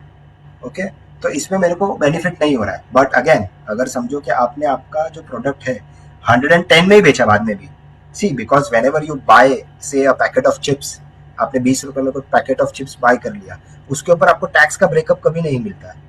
तो सिमिलरली इन माई सिचुएशन, जो पहले भी मैं माल 110 रुपए में बेच रहा था, आज मैं वापिस 110 रुपए में बेच रहा हूँ। आई एम अ कॉम्पोजिशन डीलर, मैंने उसको 110 रुपए में माल दे दिया। तो पहले क्या हो रहा था, मैं 80 में माल खरीद रहा था, 100 में माल बेच रहा था, बीच में 20 रुपया कमा रहा था, 8 रुपीज मैंने परचेज पे आईटीसी था मेरा इनपुट टैक्स क्रेडिट, 10 रुपया मैंने सेल पे जीएसटी सामने वाले से लिया था, तो जो 2 रुपया मैंने ज्यादा लिया है वो मैं गवर्नमेंट को दे रहा था, तो मेरा इवेंचुअली मेरा 20 रुपए का प्रॉफिट हो रहा था। इन सेकेंड एग्जाम्पल, मैंने 88 में माल खरीदा, 8 रुपए भी मेरा कॉस्ट हो गया, अब मेरा 88 में माल खरीदा, मैंने आज भी 110 में बेचा, पहले भी 110 में बेच रहा था, आज भी 110 में बेच रहा हूँ, मैंने 110 में माल बेच दिया, तो अब मैंने कितना पैसा कमाया? 22 रुपीज, और 110 के ऊपर 1%, दैट इज 1.1 रुपी, 1 रुपी लेते हैं, मैंने गवर्नमेंट को टैक्स पे कर दिया। तो पहले मेरा प्रॉफिट आ रहा था 20 रुपये, अब मेरा प्रॉफिट आ रहा है 21 rupees. So every time whether a person is suppose to go in that composition scheme और नॉट, आपको ऐसा कैलकुलेशन करना पड़ेगा कि मेरे लिए क्या बेनिफिशियल है, because the main thing is कि आपको आईटीसी नहीं मिलेगा, इनपुट टैक्स क्रेडिट नहीं मिलेगा। The second is can not collect GST from the customers. मैंने आपको बताया, अगर आप अलग से जीएसटी चार्ज कर रहे हो लोगों को, मेरे एग्जाम्पल में मैंने समझो 100 प्लस जीएसटी में चार्ज करा, तो मैं प्लस जीएसटी चार्ज अभी नहीं कर सकता, मेरे को उनको एक ही दाम बताना पड़ेगा दैट ये प्रोडक्ट का वैल्यू 100 रुपया है, जीएसटी वीएसटी इसके अंदर कुछ नहीं है। Okay, third is dealer can not supply exempted goods. अगर आप कोई एग्जेम्प्टेड गुड्स बेच रहे हो, अगर आप कोई ऐसा गुड बेच रहे हो जो गवर्नमेंट ने एग्जेम्प्ट कर दिया कि भाई इसके ऊपर जीएसटी नहीं लगेगा, तो आप वैसा गुड्स नहीं बेच सकते under composition scheme. Mention the words composition taxable person on every invoice. अब क्या हो जाता है ना, सारे इनवॉइस के ऊपर आपको ऐसा लिख के देना पड़ता है कि आप कॉम्पोजिशन डीलर हो, आपने कॉम्पोजिशन स्कीम अप्लाई की है। तो lot of people don't buy goods from you. अगर आप एक एंड कस्टमर को माल दे रहे हो तो बात अलग है, but if you are dealing in regular way, आप किसी को माल दोगे, वो भी आदमी सामने क्रेडिट लेगा, तो वो आपसे माल कभी नहीं खरीदेगा। वाई? बिकॉज जीएसटी, जो मेरे एग्जाम्पल में 110 रुपया का जो मैं प्रोडक्ट बेच रहा हूँ, अब अगर नॉर्मल वे में मैं 110 रुपये का क्रेडिट, अगर एक नॉर्मल वे में मैं 110 रुपये का माल बेचता, समझो मैं होलसेलर हूँ, मैंने रिटेलर को नॉर्मल, एक नॉर्मल जीएसटी डीलर हूँ मैं, मैंने 110 रुपये में माल बेच दिया उसको, तो क्या होगा, वो 10 रुपये का क्रेडिट लेगा सामने वाला, तो उसके लिए कॉस्ट तो आज भी 100 रुपया ही है। 10 रुपये का क्रेडिट है, वो भी आगे बेचेगा तो क्रेडिट उसके सामने सेट ऑफ करेगा। बट समझो अगर मैं कॉम्पोजिशन डीलर हूँ, मैं तो जीएसटी चार्ज ही नहीं कर रहा हूँ, तो फिर भी मैं उसको 110 रुपये में अगर माल देता हूँ, तो उसके लिए कॉस्ट कितना हो गया, 110 रुपया, क्योंकि मैं तो जीएसटी चार्ज नहीं करूँ। तो इसमें क्या होता है, कॉम्पोजिशन स्कीम में अगर डीलर इंटरमीडिएटरी है तो बहुत बार लोग उनसे प्रोडक्ट नहीं खरीदते। अगर आपका प्राइस डिफरेंस नहीं है ना, पहले आप 110 में दे रहे थे जब आप नॉर्मल डीलर थे, और आप कॉम्पोजिशन में आने के बाद भी 110 में ही दोगे, तो आपसे कोई प्रोडक्ट नहीं खरीदेगा। बिकॉज से देर इज वन पर्सन जो कॉम्पोजिशन डीलर है, जो 110 में माल दे रहा है, तो मैंने उसको 110 रुपया दिया, उसने मेरे को 110 रुपये का माल दे दिया। अब उसके ऊपर जीएसटी तो उसने लिखा नहीं है, मेरे लिए कॉस्ट कितना हो गया, 110। समझो एक और डीलर है जो मुझे 100 + 10 रुपीज टैक्स लगा के दे रहा है, मैंने उसको भी 110 रुपया दिया, बट ये सिचुएशन में मेरा कॉस्ट कितना वो प्रोडक्ट का, 100 रुपया। 10 रुपया जीएसटी है, अगर मैं वो प्रोडक्ट आगे वापस बेचने वाला हूँ तो मैं उसका क्रेडिट ले सकता हूँ। इसके लिए काफी बार कॉम्पोजिशन डीलर्स के पास से लोग माल नहीं लेते, अनटिल एंड अनलेस उनका भाव कम है मार्केट से। ओके। एंड कॉम्पोजिशन डीलर का एक और कंडीशन है, इंटरस्टेट सप्लाई नहीं कर सकते। मतलब अगर आपको इंटरस्टेट सप्लाई करना है तो आप नहीं कर सकते, आप कॉम्पोजिशन स्कीम में जा ही नहीं सकते। उसकी एडवांटेजेस क्या है? Now the advantages is lower tax rate. आपको टैक्स रेट कम लगती है, तो समझो कोई प्रोडक्ट के ऊपर 12% टैक्स रेट है और आपको उसके अगेंस्ट में 1% ही लग रही है, तो आपको 11% टैक्स कम लग रहा है, तो आप उतना जो 11% का टैक्स आपको कम लग रहा है, वो बेनिफिट आप आपके जो कस्टमर है या जो नेक्स्ट आगे के लेग वाला डीलर है उसको आप पास ऑन कर सकते हो। And the second advantage is lesser compliance. अब देखो इसमें क्या है, मैंने आपको बताया कि आपको टैक्स तो चार्ज करना नहीं है इनवॉइस के ऊपर। सेकंड इज आपको क्वार्टरली रिटर्न फाइल करना है, जैसे दूसरे जीएसटी, क्योंकि आपको okay one by one. Okay, so first is आपको इनवॉइस के ऊपर सिर्फ इतना लिख के देना है कि आप कॉम्पोजिशन डीलर हो, तो आपको टैक्स चार्ज नहीं करना है। That is number one. Number two is अगर आप टैक्स किसी को चार्ज नहीं कर रहे हो तो किसी को और को क्रेडिट भी नहीं मिलने वाला है। सो अगेन दैट लोड, आपका वो वाला लोड कम हो जाता है कि आपको लोग कॉल करेंगे कि सर मेरे को क्रेडिट नहीं दिख रहा है, आपने मेरा जीएसटी नंबर गलत डाला है, ये है वो है, तो वो एक कंप्लायंस आपका कम हो गया। थर्ड इज आपको आपकी सेल्स की डिटेल्स नहीं देनी है कि मैंने ये पर्सन को माल बेचा है या यहाँ इसको पर्सन को माल दिया, इसका ये जीएसटी नंबर है। आपको सिर्फ आपका टोटल सेल ले लिया, मैंने भाई ये महीने में 10 लाख का माल बेचा, 10 लाख का 1% कर दिया, मैंने पैसा भर दिया, 10,000 रुपया मैंने लेके गवर्नमेंट को भर दिया। गवर्नमेंट को मेरे को कोई डिटेल नहीं दिया, मैंने कौन से पर्सन को दिया है माल, क्या दिया है क्या नहीं, तो वो भी आपके रिकॉर्ड्स कम हो गए। सो आपके एक तो रिकॉर्ड्स कम हो जाते हैं और आपका कंप्लायंस कम हो जाता है। अभी जनरली क्या होता है, अगर किसी का टर्नओवर कोई आदमी इंटरस्टेट सप्लाई कर रहा है, या कोई आदमी 1.5 करोड़ के ऊपर, समझो कि कोई पर्सन है जिसका 1.5 करोड़ के ऊपर का टर्नओवर है सालाना, तो उसको quarterly return file, monthly return file करना पड़ता है। बट अगर आप कॉम्पोजिशन स्कीम में हो तो आपको कंपल्सरीली क्वार्टरली रिटर्न ही फाइल करना है। तो आपका क्या है, मंथली रिटर्न का लोड भी कम हो जाता है। काफी लोग क्या करते हैं, दो उनका टर्नओवर 1.5 करोड़ के नीचे है फिर भी मंथली रिटर्न फाइल करते हैं। नॉर्मल जीएसटी डीलर्स बोल रहा हूँ, वो मंथली रिटर्न क्यों फाइल करते हैं? बिकॉज अगर वो मंथली रिटर्न फाइल नहीं करेंगे तो सामने वाले को मंथली क्रेडिट नहीं मिलेगा, तो इसके लिए उसको तो मंथली रिटर्न फाइल करना ही है।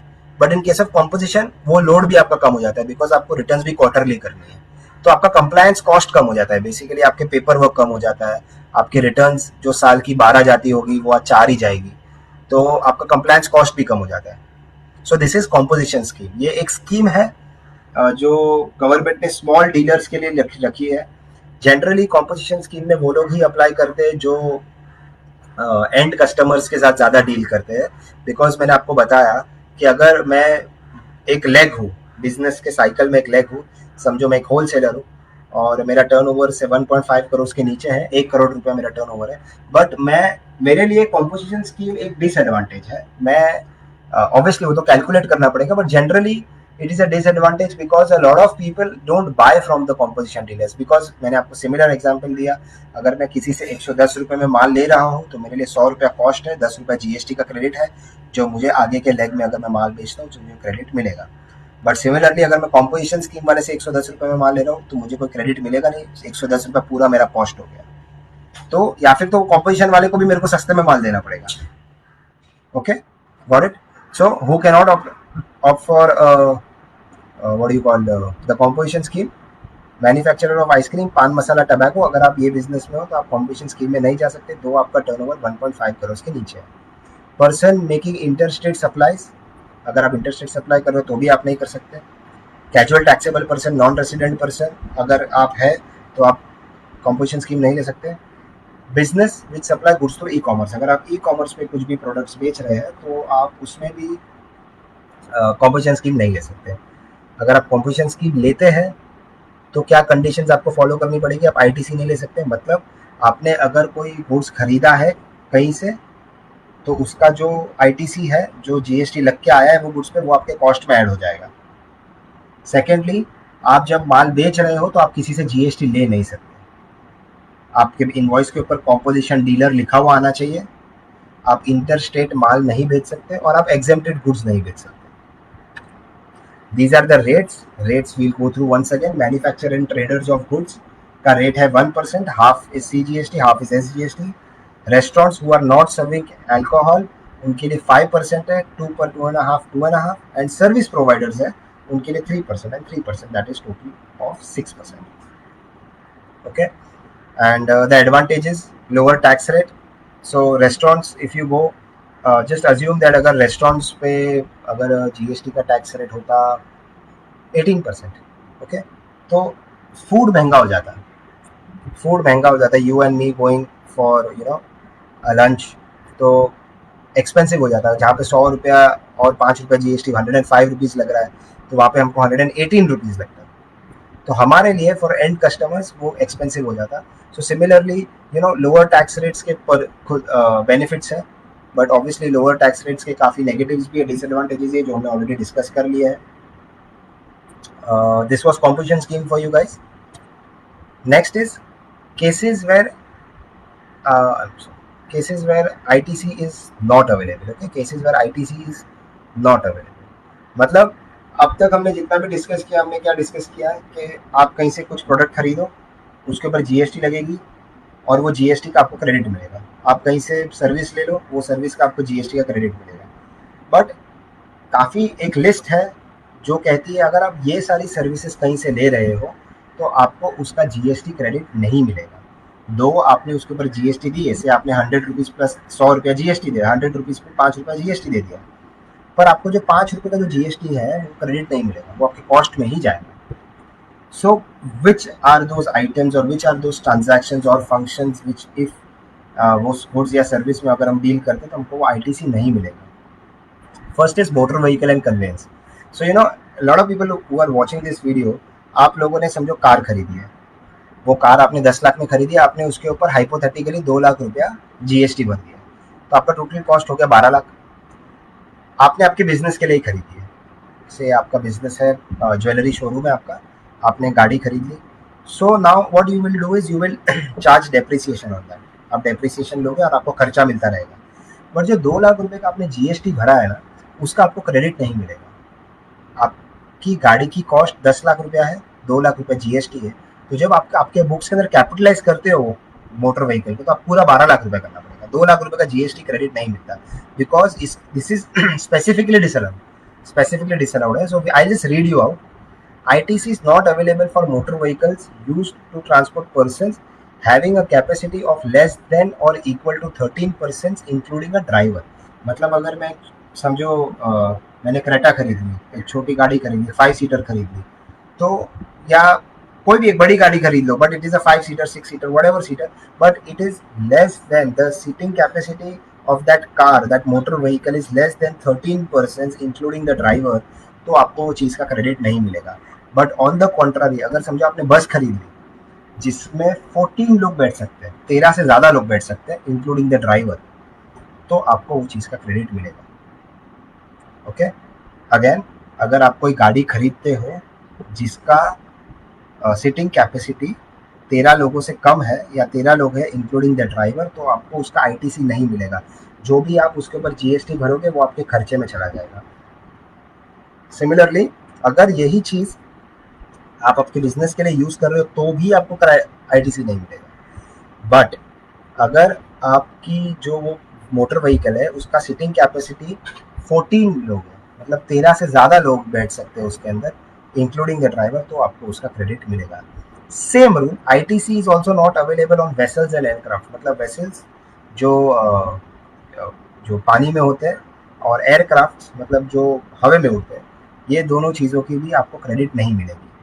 Now see there are some exceptions again. Okay, the exceptions are, जो भी आपको प्रैक्टिकल क्वेश्चंस आ रहे होंगे उसके आंसर आपको नीचे के एक्सेप्शंस में मिल जाएंगे। तो एक्सेप्शंस आर, एक्सेप्शन मतलब जो नीचे का अभी मैं आपको एक्सप्लेन कर रहा हूँ उसमें आपको क्रेडिट मिलेगा। This is a general clause कि भाई मोटर व्हीकल अगर आप खरीदते हो तो आपको क्रेडिट नहीं मिलेगा। बट एक्सेप्शन क्या है? सप्लाई ऑफ अदर व्हीकल्स और कन्वेंसेस और वेसल्स और aircraft. Let us take a very simple example. Okay, हमारे a lot of people have an Activa. आप जवेरी होंडा जाके एक एक्टिवा ले लेते हो। अब जब आप एक्टिवा खरीदते हो, समझो आपने 1 लाख रुपए का एक्टिवा खरीद लिया, उस पर 10,000 रुपए जीएसटी लगा, आपने सामने वाले को 1,10,000 दे दिया। You as an individual will not get GST credit.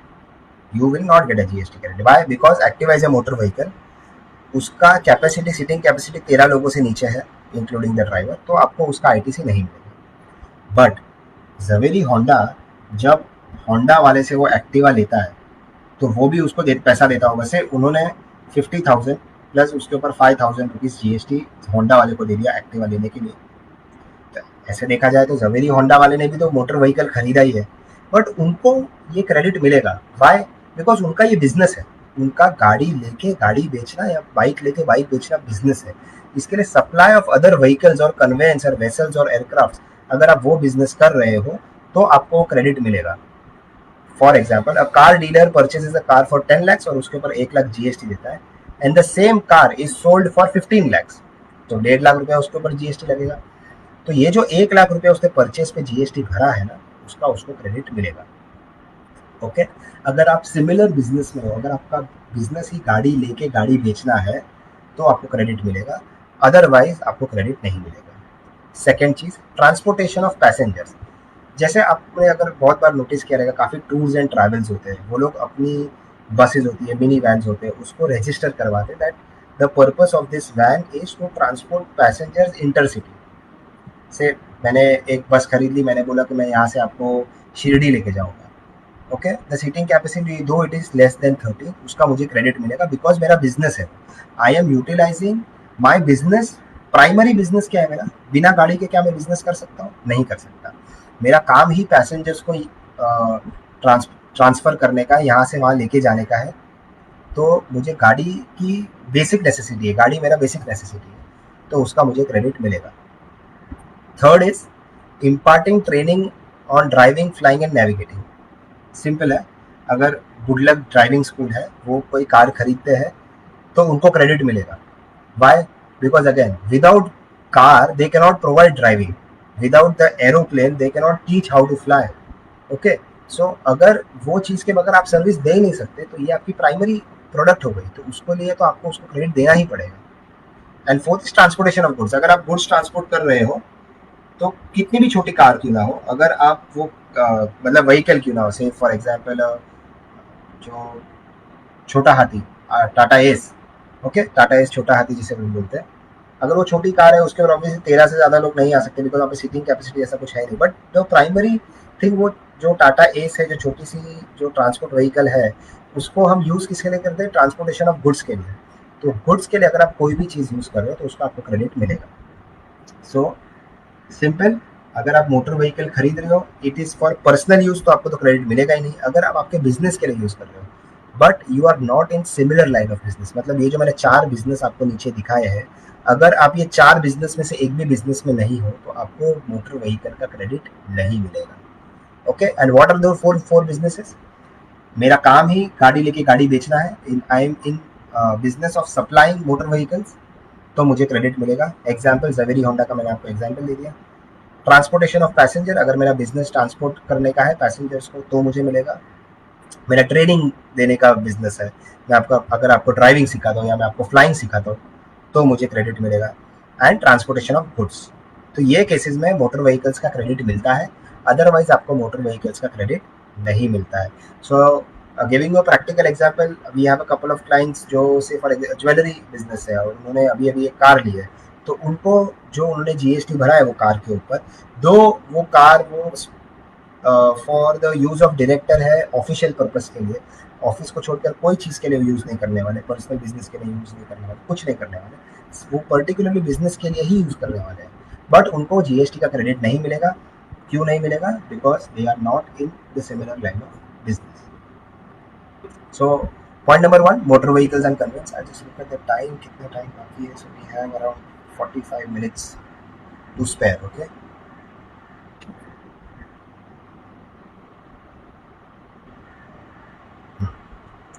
Point number 2, food, club membership, beverages and others.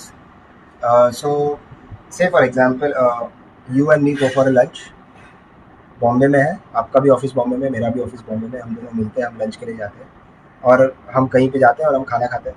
उसके ऊपर जो जीएसटी लगता है उसका आईटीसी नहीं मिलता है किसी को। Food, club memberships, beverages and others, उसके ऊपर जो भी जीएसटी लगा रहेगा, दो you have a GST bill, उसका आपको आईटीसी नहीं मिलेगा। उसका मैंने एग्जाम्पल दिया नीचे। से for example R N K Finvisors LLP arranges a Diwali party for its employees. मैंने एक कंपनी है, एक कंपनी ने दिवाली पार्टी दे दी अपने एम्प्लॉयज़ को। They just go somewhere, they have some food, उन्होंने खाना वाना खाया, उसके ऊपर जो भी जीएसटी लगा, उसके ऊपर जो जीएसटी लगा है वो पार्टी में, उसका आपको क्रेडिट नहीं मिलेगा। फूड के ऊपर जो भी ऑब्वियसली जीएसटी लगा है उसका आपको क्रेडिट नहीं मिलेगा। सिमिलरली बेवरेजेस के ऊपर भी आपको क्रेडिट नहीं मिलेगा। और क्लब मेंबरशिप, आपने कोई क्लब की मेंबरशिप ले ली तो उसके भी ऊपर आपको जीएसटी नहीं मिलेगा। Similarly beauty treatments, health services and cosmetic and plastic surgery, इसके ऊपर भी जो जीएसटी लगता है, से मैं सैलॉन चला गया तो and I just had a haircut, तो अगर मुझे वो हेयर कट वाले ने 100 रुपया बेसिक चार्ज था एंड से 10 रुपीज़ उसका जीएसटी था, तो जो ऊपर का 10 रुपया है वो मैं क्रेडिट नहीं ले सकता। Okay, so specifically it is allowed, sorry, it is not allowed. And there is also an exception in this. अब क्या एक्सेप्शन है? एक्सेप्शन का मतलब मैं आपको वापस समझा। एक्सेप्शन मतलब जनरली इस चीज़ का आईटीसी नहीं मिलता है, बट अगर आप ये बिजनेस में हो तो शायद आपको आईटीसी मिलेगा। नाउ आपको आईटीसी कब मिलता है? However ITC, if you read it, however ITC is available if category of inward and outward supply is same. अगर मैं खुद भी सैलॉस बिजनेस में ही हूँ और मैंने, मेरा सैलॉ है, मैंने कहीं से सैलॉ से रिलेटेड कोई सर्विस ले ली, समझिए कि मैंने कहीं से प्रोफेशनल हेयर स्टाइलिस्ट बुला लिया, तो वो मुझे जीएसटी लगाएगा। तो वो जो अमाउंट का जो जीएसटी लगाएगा, अगर मेरा सैलॉ है तो मैं उसका क्रेडिट ले सकता हूँ। अगर मैं सिमिलर लाइन ऑफ बिजनेस में, अगर मैं फूड एंड बेवरेजेस के लाइन में ऑफ बिजनेस में हूँ और if I am not under composition scheme, अभी फूड और बेवरेजेस में I just go little in depth. Restaurants को कंपलसरी कर दिया if they are not serving alcohol and all, और अगर वो एक 5 स्टार होटल का पार्ट नहीं है जिसमें रूम्स नहीं होते, basically if it is stand alone restaurant, उनको कंपलसरी 5% ही जीएसटी लगाना है, that is under composition scheme. तो ऑब्वियसली वो केस में तो आप आईटीसी ले ही नहीं सकते। बट से आउटडोर केटरिंग है, सो आउटडोर केटरिंग, अगर मेरा बिजनेस आउटडोर केटरिंग का है, मैं लोगों को आउटडोर केटरिंग का सर्विस प्रोवाइड करता हूँ, तो मैंने अगर कोई आउटडोर केटरिंग का सर्विस लिया है और मैं वही सर्विस आगे प्रोवाइड करता हूँ, तो उस चीज़ में मैं क्रेडिट ले सकता हूँ। बट समझो कि आई एम द एंड कस्टमर, मैंने कहीं से आउटडोर सर्विसिंग ले ली, आउटडोर केटरिंग की सर्विस ली है कि that I have a staff of से 20 पीपल, उसको आप आके खाना खिलाओ, तो वो जो खाने पे जीएसटी लगेगा, वो जो आउटडोर केटरिंग पे जो जीएसटी लग रहा है वो मुझे नहीं मिलेगा। So if I am in similar line of business तो मुझे क्रेडिट मिलता है, otherwise I won't get it. Point number 3, services of general insurance, servicing, repair and maintenance. Okay, so general insurance, service, repair and maintenance, basically ITC, in case this is specifically related to the point number 1. Okay, so motor vehicles, vessels, aircraft जो है, उसका आपको general insurance, servicing, repair का जो maintenance का खर्चा है वो नहीं मिलेगा. Very simple. बट आपको there is also again an exception. Exception is what, if you think practically, अगर आपको मोटर व्हीकल का क्रेडिट मिलेगा तो आपको सर्विसिंग का भी क्रेडिट मिलेगा. अगर आपको सिर्फ मोटर व्हीकल का क्रेडिट नहीं मिल रहा है तो आपको सर्विसिंग का भी क्रेडिट नहीं मिलेगा. आपको मोटर व्हीकल का क्रेडिट कब मिलता है? जब आप सिमिलर लाइन ऑफ बिजनेस में, अगर आपका बिजनेस ही वो है और बिजनेस चलाने के लिए आपको सर्विसिंग करानी जरूरी है, आपको रिपेयर कराना जरूरी है, आपको मेंटेन करना जरूरी है, तो आपको ऑब्वियसली उसका आईटीसी मिलेगा. But if I am a jeweller, मैं मेरा ज्वेलरी शोरूम है, मैंने कार खरीद ली, मुझे आईटीसी मिलने वाला है? नहीं मिलने वाला. मेरे को मोटर कार जो मैंने खरीदी है, जो उसका आईटीसी मुझे नहीं मिलने वाला है. अगर मेरे को मोटर कार का आईटीसी नहीं मिलेगा तो उसके रिलेटेड जो सर्विस है, सर्विसिंग, रिपेयर, मेंटेनेंस, मेरे को उसका भी क्रेडिट नहीं मिलता है. So no ITC is allowed on servicing of general insurance, servicing, repair, maintenance in so far as they are related to motor vehicles, vessels and aircraft, जो मैंने आपको ऊपर पॉइंट नंबर 1 में एक्सप्लेन किया. बट इसका एक्सेप्शन है if that person is engaged in manufacture of motor vehicles, vessels and aircraft or in supply of general insurance. और ये पॉइंट नंबर 3 में सर्विसिंग, रिपेयर और मेंटेनेंस का मैंने आपको एग्जांपल दे दिया. अब जनरल इंश्योरेंस का मैं आपको एग्जांपल देता हूँ. समझो मेरा बिजनेस है जनरल इंश्योरेंस देने का. It is my business. Okay, मैं एजेंट नहीं हूँ, मेरा बिजनेस है. I am all India assurance या एनी अदर कंपनी. ओके, जो बजाज ऑलियंस हो गया, जो आपको जनरल इंश्योरेंस प्रोवाइड करता है. If I am the person whose providing general insurance, तो अगर मैंने कहीं से जनरल इंश्योरेंस की सर्विस ली है और मैं सिमिलर लाइन ऑफ बिजनेस में, तो मुझे क्रेडिट मिलेगा. सो if you would have noticed in the first 3 points which I have explained you, if generally if you are not in the similar line of business in all 3 points जो अब तक मैंने specific services बताई है, अगर आप similar line of business में हो तो ही आपको क्रेडिट मिलेगा. अदरवाइज लाइफ में याद रखना कि अगर आपका काम फूड का नहीं है या कार्स का नहीं है या you are not into the general insurance business, तो ये सारी चीज़ों का आपको क्रेडिट नहीं मिलेगा. Don't even go and ask your consultant, आपको इसका क्रेडिट बाय डिफॉल्ट नहीं मिलेगा. Point number 4, sale of membership in a health, fitness centre and club. So I guess it is self explanatory. मैंने आपको पहले भी बता दिया, जो पॉइंट नंबर 2 में क्लब मेंबरशिप जैसे आप लेते हो, तो sale of membership in health, fitness centre and club भी आपको अलाउड नहीं रहेगा. काफ़ी बार if you see that people who are working, directors and key managerial person who are working in big enterprises या बड़े बड़े ऑफिस में काम करते हैं, उनकी ऑफिस में कोई क्लब मेंबरशिप देती है. Say for example there is an X company, और एक्स कंपनी का एक वाई क्लब है, तो वो जो डायरेक्टर रहेगा उसको वाई क्लब का मेंबरशिप मिलेगा. ऑब्वियसली अगर उसके ऊपर कुछ भी जीएसटी लग रहा है फॉर एनी अगर उससे चार्जेस कोई भी लिए जा रहे हैं या कुछ भी लिए जा रहे हैं, तो उसके ऊपर जो आईटीसी होगा वो आईटीसी उसको नहीं मिलेगा. Okay, obviously because we are not in the similar line of business. Obviously हमारा क्लब का बिजनेस नहीं है. It is just for our leisure, for our personal use. अगर पर्सनल यूज के लिए आप कोई भी चीज़ यूज कर रहे हैं तो आपको उसका आईटीसी नहीं मिलेगा. So with an example, if you see, managing director has taken a membership of a club and the company pays for the membership fees. एक कंपनी है, कंपनी का क्लब है, या कंपनी ने डायरेक्टर के बिहाफ पे एक क्लब में मेंबरशिप पे किया है, तो जो आईटीसी जो लगता है, जीएसटी जो लगता है, उसका क्रेडिट ना ही वो डायरेक्टर को मिलेगा ना ही वो कंपनी को मिलेगा. Okay, so this example, this actually question was raised by some of like one of the person who actually watching this video. So it is I guess a clarificatory explanation for you कि in case में ये case में आपको credit नहीं मिलेगा. Rent a cab, life insurance, health insurance. ITC is not available for rent a cab, health insurance and life insurance. Like एक single liner है. अगर आप हेल्थ इंश्योरेंस लेते हो, लाइफ इंश्योरेंस लेते हो और रेंट अ कैब, मतलब अगर आप टैक्सी रेंट पे लेते हो तो उसका आपको क्रेडिट नहीं मिलेगा. बट एक एग्जाम्पल मैं आपको देता हूँ. आपको ये तो पता चल गया होगा अभी तक, अगर आप खुद भी रेंट कैब सर्विसेज में हो या खुद आप हेल्थ इंश्योरेंस प्रोवाइड करते हो, आप खुद लाइफ इंश्योरेंस प्रोवाइड करते हो, if you are in similar line of business तो आपको क्रेडिट मिलेगा.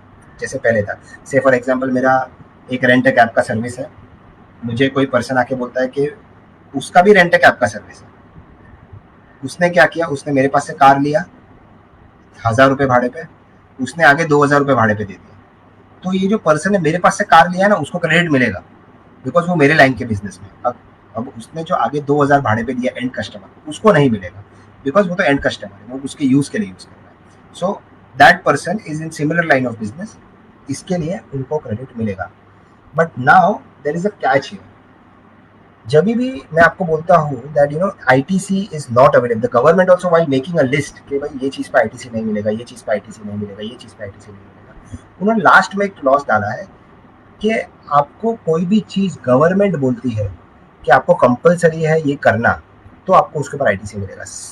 एग्जाम्पल देता हूँ, ये कोविड का मैं एग्जाम्पल देता हूँ आपको। ये सिचुएशन में गवर्नमेंट, काफ़ी सारी गवर्नमेंट्स ने, स्टेट गवर्नमेंट्स ने, सेंटर ने कहा था that if you are opening any factories earlier, when you are opening any factories, तो आपके स्टाफ जो आपके ऑफिस में आ रहे हैं, एंड करंटली ऑल्सो ऑब्वियसली जो लेबर्स आपके ऑफिस में आ रहे हैं, उसका हेल्थ इंश्योरेंस आपको कंपलसरी करवाना पड़ेगा। नाउ हेल्थ इंश्योरेंस का पहले कोई लॉ नहीं था करवाने का, आज ये लॉ आया है, गवर्नमेंट ने बोला है दैट इन दिस सिचुएशन अगर आपको कोई भी पर्सन को आपके ऑफिस में बुलाना है काम करने के लिए, उसका हेल्थ इंश्योरेंस आपको निकालना पड़ेगा। तो यहाँ पर आपने हेल्थ इंश्योरेंस निकाला, हेल्थ इंश्योरेंस पे जीएसटी लगेगा, बट ये वाला जीएसटी जो है आपको यूटिलाइज करने मिलेगा, आपको इसका आईटीसी का क्रेडिट मिलेगा। क्यों मिलेगा? बिकॉज गवर्नमेंट ने बोला है। So if you read this thing, however there are following exceptions, any service which are made obligatory for an employer to provide its employ by the Indian government.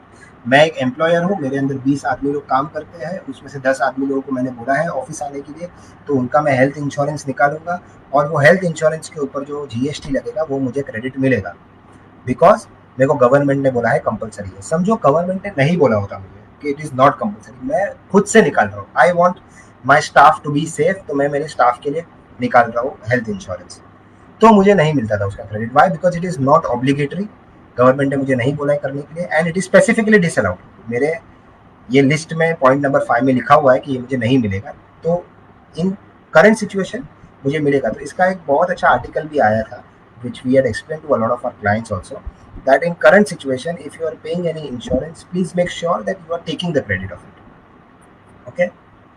And again, so rent a cab, when you आप rent पे cab लेते हो तो आपको ITC नहीं मिलता है, but if you guys know this, काफ़ी सारी ऐसी ऐसी थोड़ी बहुत एरियाज है, से एसईजेड यूनिट्स हैं, जहाँ पे गवर्नमेंट ने कंपलसरी किया है कि पिक एंड ड्रॉप सर्विस आपको देनी है। गवर्नमेंट खुद बोलता है कि अगर आपको रात को से कोई रात को आपका बिजनेस चल रहा है, it is you are entertaining clients out of India, तो यहाँ पर जब रात होती है वहाँ पर दिन होता है, and you want people to work overnight, and in that case you will have to provide taxi service to them by law। आपको टैक्सी सर्विस उनको प्रोवाइड करनी है कंपलसरी। जनरली टैक्सी सर्विस आप प्रोवाइड करते हो तो आपको उसका क्रेडिट नहीं मिलता है, but in this case just because you are abiding by a law, it is made obligatory by the government कि अगर आपको ये सर्विस किसी को देनी है तो उसके लिए जो आपके ऑफिस में जो एम्प्लॉयज आ रहे हैं उनको आपको और सर्विस देनी होगी। वो सर्विस क्या है? टैक्सी की सर्विस आपको देनी होगी, so that they can safely reach home in the morning, obviously जब रात को आ रहे they can safely reach safely to the office. इसके लिए आपने उनको ये सर्विस दी है, तो ये सिचुएशन में आपको कैब सर्विस मिलेगी। So when ever it is made obligatory by the government, समझो कल गवर्नमेंट आके बोलते हैं कि कंपलसरी जो आदमी एक्स बिजनेस में है उसके पास एक मोटर व्हीकल होनी चाहिए, कंपलसरी उन लोग कर ही देते, नहीं एक मोटर व्हीकल तो सबके पास होनी ही चाहिए, तो उसका भी आपको जीएसटी क्रेडिट मिलेगा। ऑब्वियसली वैसा कोई रूल है नहीं अभी तक, I am just giving an ad hoc example that when something is made obligatory by the government उसका क्रेडिट आपको मिलता है। 6 is travel, okay, whenever you're travelling, अगर पर्सनल यूज के लिए कर रहे हो तो ऑब्वियसली आपको क्रेडिट नहीं मिलेगा, और अगर आप बिजनेस यूज के लिए ट्रैवल कर रहे हो तो आपको क्रेडिट मिलेगा। बट अगर बिजनेस यूज में आपको क्रेडिट कब कब मिलता है? फ्लाइट्स का तो ऑब्वियसली आपको क्रेडिट मिलता ही है, but generally I want to a lot of people ask me that I had a very I will explain you a case study, a realistic case study. One of my clients who is from Maharashtra, वो गुजरात गए थे अपने business purpose के लिए, सूरत गए थे, और उन्होंने वहाँ पे होटल में स्टे किया। उनका जो होटल का बिल था 5-6 दिन का, उसके ऊपर जीएसटी लगा था 7 to 8 thousand rupees, okay. Now the question was that whether वो 7 से 8 हजार रुपए का क्रेडिट मेरे को मिलेगा कि नहीं मिलेगा। एक्चुअली में ना होटल्स का जीएसटी का क्रेडिट नहीं मिलता है when it is interstate. Reason, person Bombay का है, वो गुजरात गया, गुजरात में होटल में रहा, तो होटल वाला जब आपको जीएसटी चार्ज करेगा ना, वो आपको सीजीएसटी एसजीएसटी चार्ज करेगा, वो आईजीएसटी चार्ज नहीं करेगा। क्यों आईजीएसटी चार्ज नहीं करेगा? बिकॉज होटल वाले ने सर्विस कहाँ दिया है? गुजरात में दिया है, होटल वाला भी गुजरात में है। अगर होटल वाला सर्विस आपको बॉम्बे आके देके जाता तो IGST लगाता, बट होटल वाला गुजरात में है, होटल वाले ने सर्विस भी आपको गुजरात में ही दिया बिकॉज इमूवेबल प्रॉपर्टी है, सर्विस भी वहाँ पे ही दिया है, तो वो आपको CGST SGST लगाएगा। जब आप बॉम्बे आओगे वापस, आपने बिल फाइल में डाल दिया बिल, अब आपको उसका GST क्रेडिट नहीं मिलेगा because when you file your return, आप महाराष्ट्र गवर्नमेंट को बोलोगे कि मेरे को GST का क्रेडिट दे, महाराष्ट्र गवर्नमेंट बोलेगी कि भाई ये पैसा तो मेरे पास है ही नहीं, मैं आपको क्रेडिट दूँ कैसे, आपको IGST लगाना चाहिए था। बट होटल के केस में CGST SGST ही लगता है बिकॉज इमूवेबल प्रॉपर्टी तो हिल नहीं सकती है, तो जहाँ पर वो होटल है वहीं का आपको GST लगेगा। So when a person in Maharashtra goes to Pune और वो पुणे में जाकर रहता है तो उसको CGST SGST लगता है बिजनेस पर्पज के लिए, और आप उसका क्रेडिट ले सकते हो। बट अगर आप गुजरात जा रहे हो तो नहीं लगेगा। So if you see my example for hotels, however the company should have GST registration in the same state as the hotel. अगर आप जो जहाँ पर रह रहे हो और वही स्टेट में अगर आपकी होटल भी है और आपका बिजनेस भी है तो आपको GST क्रेडिट मिलेगा, अदरवाइज उसको नहीं मिलेगा। Point number 7, okay, point number 7, works contract. Works contract का ITC आपको नहीं मिलता था। What is works contract? it is a very detailed thing, so I was thinking of taking it in the last, but I guess we have some time now.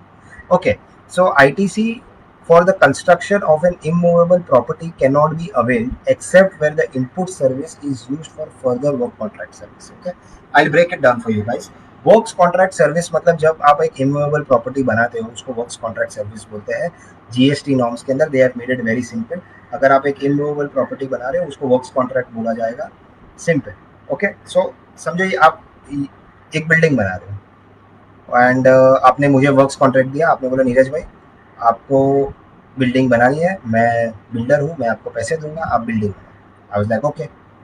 अब जब मैं कोई goods purchase कर रहा हूँ, मैं सीमेंट खरीद रहा हूँ, स्टील खरीद रहा हूँ, सब खरीद रहा हूँ, मुझे GST का क्रेडिट नहीं मिलेगा। Why? Because I am a works contractor and works contractor को स्पेसिफिकली GST क्रेडिट अलाउ नहीं किया है।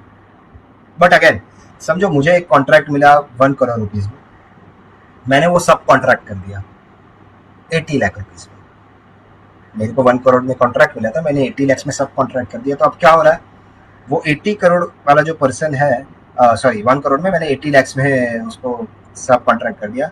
अब वो पर्सन ने मुझे काम करके दे दिया, वो क्या करेगा, वो मुझे बिल करेगा 80 लाख प्लस GST। वो 80 लाख प्लस GST मेरे को बिल करेगा, मैं सामने वाले को 1 करोड़ प्लस GST बिल करूंगा। ये सिचुएशन में जो सामने वाला पर्सन है वो क्रेडिट ले सकता है। Why? Because again similar line of business और जो इनपुट सर्विस यूज हो रही है वो फर्दर वर्क्स कॉन्ट्रैक्ट के लिए है।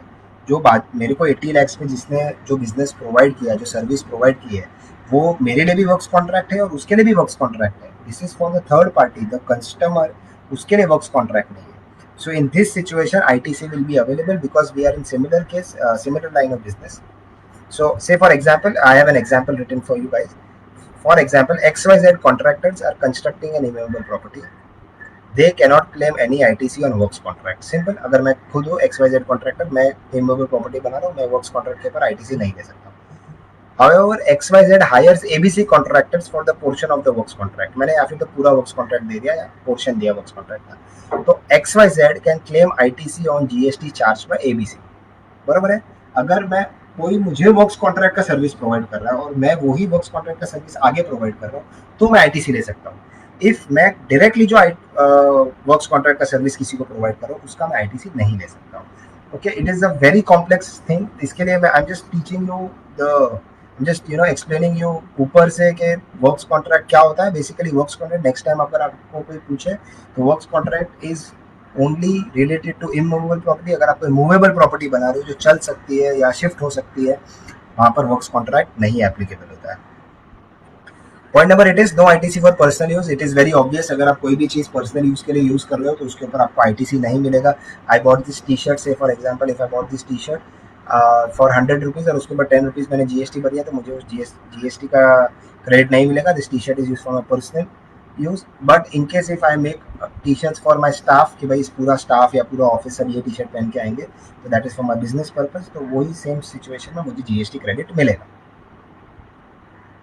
Point number 9 is free samples and destroyed goods. Okay, this I'll take some time here. because it is very simple to understand, but on the contrary, it's again very complex to make sense out of it. Let us take an example. Recently, there was a fire at one of my clients' building. Okay, Lamington road पे बहुत बड़ा आग लगा था और वहाँ पे काफी लोगों के गुड्स डिस्ट्रॉय हो गए. समझो किसी के पास 10 लाख का गुड्स है, उसमें से 9 लाख का गुड डिस्ट्रॉय, पूरा 10 लाख का गुड्स डिस्ट्रॉय हो गया. Okay, you can not do anything, destroy होगा, उसको डस्टबिन में फेंकना पड़ेगा. अब जो 10 लाख के ऊपर वो पर्सन ने 1 लाख रुपया समझो जीएसटी भरा था, वो उसके क्रेडिट में खड़ा होगा. He must have taken the credit of that 1 lakh rupees. Now the rule is, अगर आपका कोई भी गुड्स डिस्ट्रॉय होता है तो आप उसका जीएसटी क्रेडिट नहीं ले सकते. This is actually, you know, if you think it is अगर आप प्रैक्टिकली सोचेंगे तो ये रॉन्ग लगता है सबको कि भाई क्यों ऐसा, मेरा तो लॉस हुआ है, गवर्नमेंट को मुझे सपोर्ट करना चाहिए. ऊपर से वो बोल रहे हैं कि आपका गुड्स डिस्ट्रॉय होगा, इसके लिए आपको आईटीसी नहीं मिलेगा. But government has another calculation behind there, you know, back of the mind. उन लोग क्या सोचते हैं कि अगर ये गुड्स डिस्ट्रॉय हो गए हैं, इसका मतलब इसका गुड्स का इकोनॉमिक बेनिफिट तो हुआ नहीं कंट्री को. गुड्स डिस्ट्रॉय हो गए, वेस्ट हो गए, डस्टबिन में चले गए, उसका इकोनॉमिक बेनिफिट तो हुआ नहीं कंट्री को. ये गुड्स आगे बिके नहीं, इसके लिए यूज नहीं हो पाएंगे आगे, ना आगे से कोई जीएसटी आने वाला है हमको. तो अगर मेरे को आगे से जीएसटी नहीं आने वाला है तो मैं आपको जीएसटी का क्रेडिट क्यों दूं? Okay, again say I buy one single laptop for 10,000 rupees, उसके ऊपर मैं 1,000 रुपीज जीएसटी भर देता हूँ. Okay, 1,000 rupees GST, 10,000 rupees is the basic cost. तो मैं क्या करता हूँ, 1,000 रुपीज का क्रेडिट लेता हूँ, 10,000 रुपीज मेरे बेसिक कॉस्ट में रखता हूँ. समझो मैंने वो लैपटॉप 20,000 में बेच दिया और उसके ऊपर 2,000 रुपीज मैंने जीएसटी कलेक्ट किया, तो वो 2,000 में से मैं 1,000 का क्रेडिट यूटिलाइज कर लूंगा और 1,000 मैं गवर्नमेंट को पे कर दूंगा. This is general clause. But समझो जो पर्सन को मैंने माल बेचा है वो एंड कस्टमर है, जो पर्सनल यूज के लिए वापरने वाला है. उसने क्या किया, उसने मुझे 22,000 रुपीज दिया, 20,000 for the product, 2,000 for the tax. पर वो आदमी जीएसटी क्रेडिट नहीं लेगा. ओके, बिकॉज वो आगे नहीं बेच रहा है, उसका आगे कोई इकोनॉमिकल यूज नहीं हो रहा है, सेल नहीं हो रहा है, इकोनॉमी वैल्यू एडिशन नहीं हो रहा है. बट समझो कि ये 10,000 का जो मेरा गुड्स था वो मेरे ऑफिस में ही आग लग के डिस्ट्रॉय हो गया. अब मेरे पास 1,000 का क्रेडिट पड़ा है, मेरे पास गुड्स तो है ही नहीं, इसका मतलब मैं आगे नहीं बेच पाऊंगा. तो I only become the end customer. इसके लिए जो मेरे पास 1,01,000 रुपये का जो आईटीसी पड़ा है वो मेरे लिए अवेलेबल नहीं होगा. Also it is the same logic applies when you sell something stolen from you. अगर समझो ये लैपटॉप मेरा जो है वो चोरी हो जाता है, तो भी ये केस में ये आगे नहीं बेच पा रहा हूँ मैं, तो भी मुझे वो क्रेडिट नहीं मिलेगा. And even if I sell this laptop for free, अगर मैं फ्री सैंपल देता हूँ ये लैपटॉप का, तो भी मुझे इसका क्रेडिट नहीं मिलेगा. सो if your goods get stolen, if you lose some goods, your goods are destroyed in fire, or you give them as free samples, आपको इसका जीएसटी क्रेडिट नहीं मिलेगा. There is obviously a way to counter this situation. ITC आप ले सकते हैं, but there are a few what do you call there is some consultancy probably we can provide you sometime. जब आपके साथ कब ऐसा होता है, you do get in touch with me. But as per law, free samples and goods which are destroyed can never be, उसका credit आपको नहीं मिलेगा. Point number 10, no ITC in fraud cases. अगर आप कोई भी फ्रॉड कर रहे हो तो आपको आईटीसी नहीं मिलेगा. It is like the law of land. The government has made it very very very clear. अगर आपने कोई भी फ्रॉड किया है, कोई भी आपका अगर फ्रॉड में आता है जिसकी वजह से आपको ज़्यादा रिफंड आ रहा है या आपके क्रेडिट ज़्यादा आ रहा है, आपको जीएसटी कम भरने का आ रहा है, आपने कुछ फ्रॉड किया है, तो आपको जीएसटी का क्रेडिट नहीं मिलेगा. Okay, and point number 11, ITC on restaurants. I explain you, I guess जब मैं एक्सप्लेन कर रहा था आपको कोई दूसरा पॉइंट, तब मैंने बताया था कि स्टैंड अलोन रेस्टोरेंट्स को 5% जीएसटी ही लगता है और वो लोग आईटीसी नहीं ले सकते. However, restaurant as a part of hotels with room tariffs exceeding 7,500. अगर कोई होटल ऐसे फॉर एग्जांपल ताज विवांता है जो कफ परेड पे है, तो वहाँ पर रेस्टोरेंट्स भी है और वहाँ पे रूम्स भी है. वहाँ पे रूम के टैरिफ्स अगर 7,500 के ऊपर है तो उनके लिए जीएस जो उनके होटल में जो से फॉर एग्जांपल ताज विवांता है और उसके अंदर एक होटल है थाई पवेलियन, तो वो लोग आपको 18% जीएसटी चार्ज करेंगे, वो लोग 5% जीएसटी चार्ज नहीं करेंगे. Why? Because they are a part of the hotel जहाँ पे रूम्स है, जहाँ पे रूम के टैरिफ्स 7,500 से ज़्यादा है. But if you go to a Subway और you go to a McDonald's, जहाँ पे रहने का नहीं है, जहाँ पे रूम टेरिफ्स नहीं है, you just go there, you eat and you go home, so in that case वहाँ पे 5% जीएसटी लगता है. But Shamiana restaurant again in Taj Mahal Mumbai palace, तो वो लोग आपको 18% जीएसटी चार्ज करेंगे. बट वो केस में जो रेस्टोरेंट ओनर्स है उनको आईटीसी मिलेगा. Okay,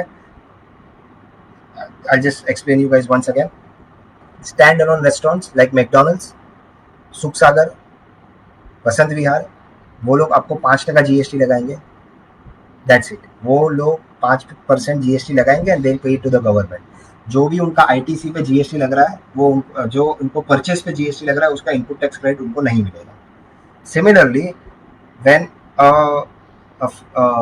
hotel in a 5 star, restaurant in a 5 star hotel आपको अगर जीएसटी लगा रहा है, वो आपको जीएसटी 18% लगाएगा, और जो 18% जीएसटी लगाएगा उसके अगेंस्ट उनको जो परचेस के ऊपर उनको क्रेडिट मिला है, उसका वो क्रेडिट यूटिलाइज कर सकते हैं. Okay, so you do get credit when you are charging 18% GST.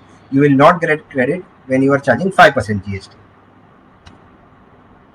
Types of returns. So what are the types of returns which generally you will come across? Not every return is applicable to everyone, but I will just discuss all the returns. The first return is GSTR1. GSTR1 is for sales. Okay, so basically अगर मैं जितना भी cell कर रहा हूँ, invoice wise detail मेरे को GSTR1 में डालनी पड़ती है. से मैंने आपको आई आई प्रोवाइड सर्विस टू से person A, person B, person C and person D. A is registered, B is registered, C is registered, D is also registered person. तो मैं एक एक इनवॉइस वाइज डालूंगा कि मैंने A को 10,000 की सर्विस दी, B को 10,000 की सर्विस दी, C को 10,000 की सर्विस दी और D को 10,000 की सर्विस दी.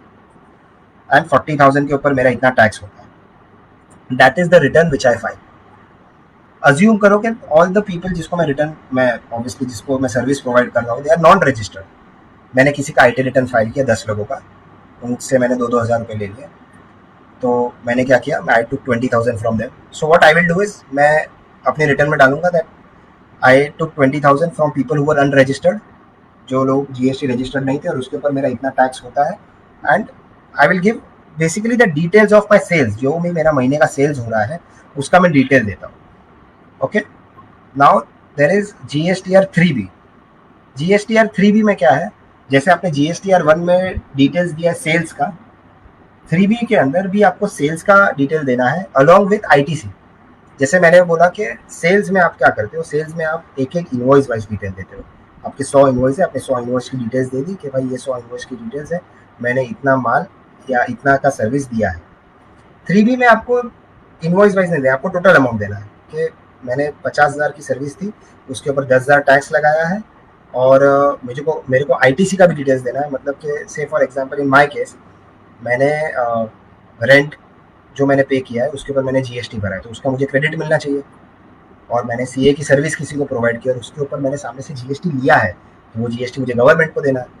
तो मैंने जो रेंट पे जीएसटी ऑलरेडी दे दिया है, वो मैं माइनस करके जो मेरा ऊपर का लाइबिलिटी आता है वो मैं पे करूँगा.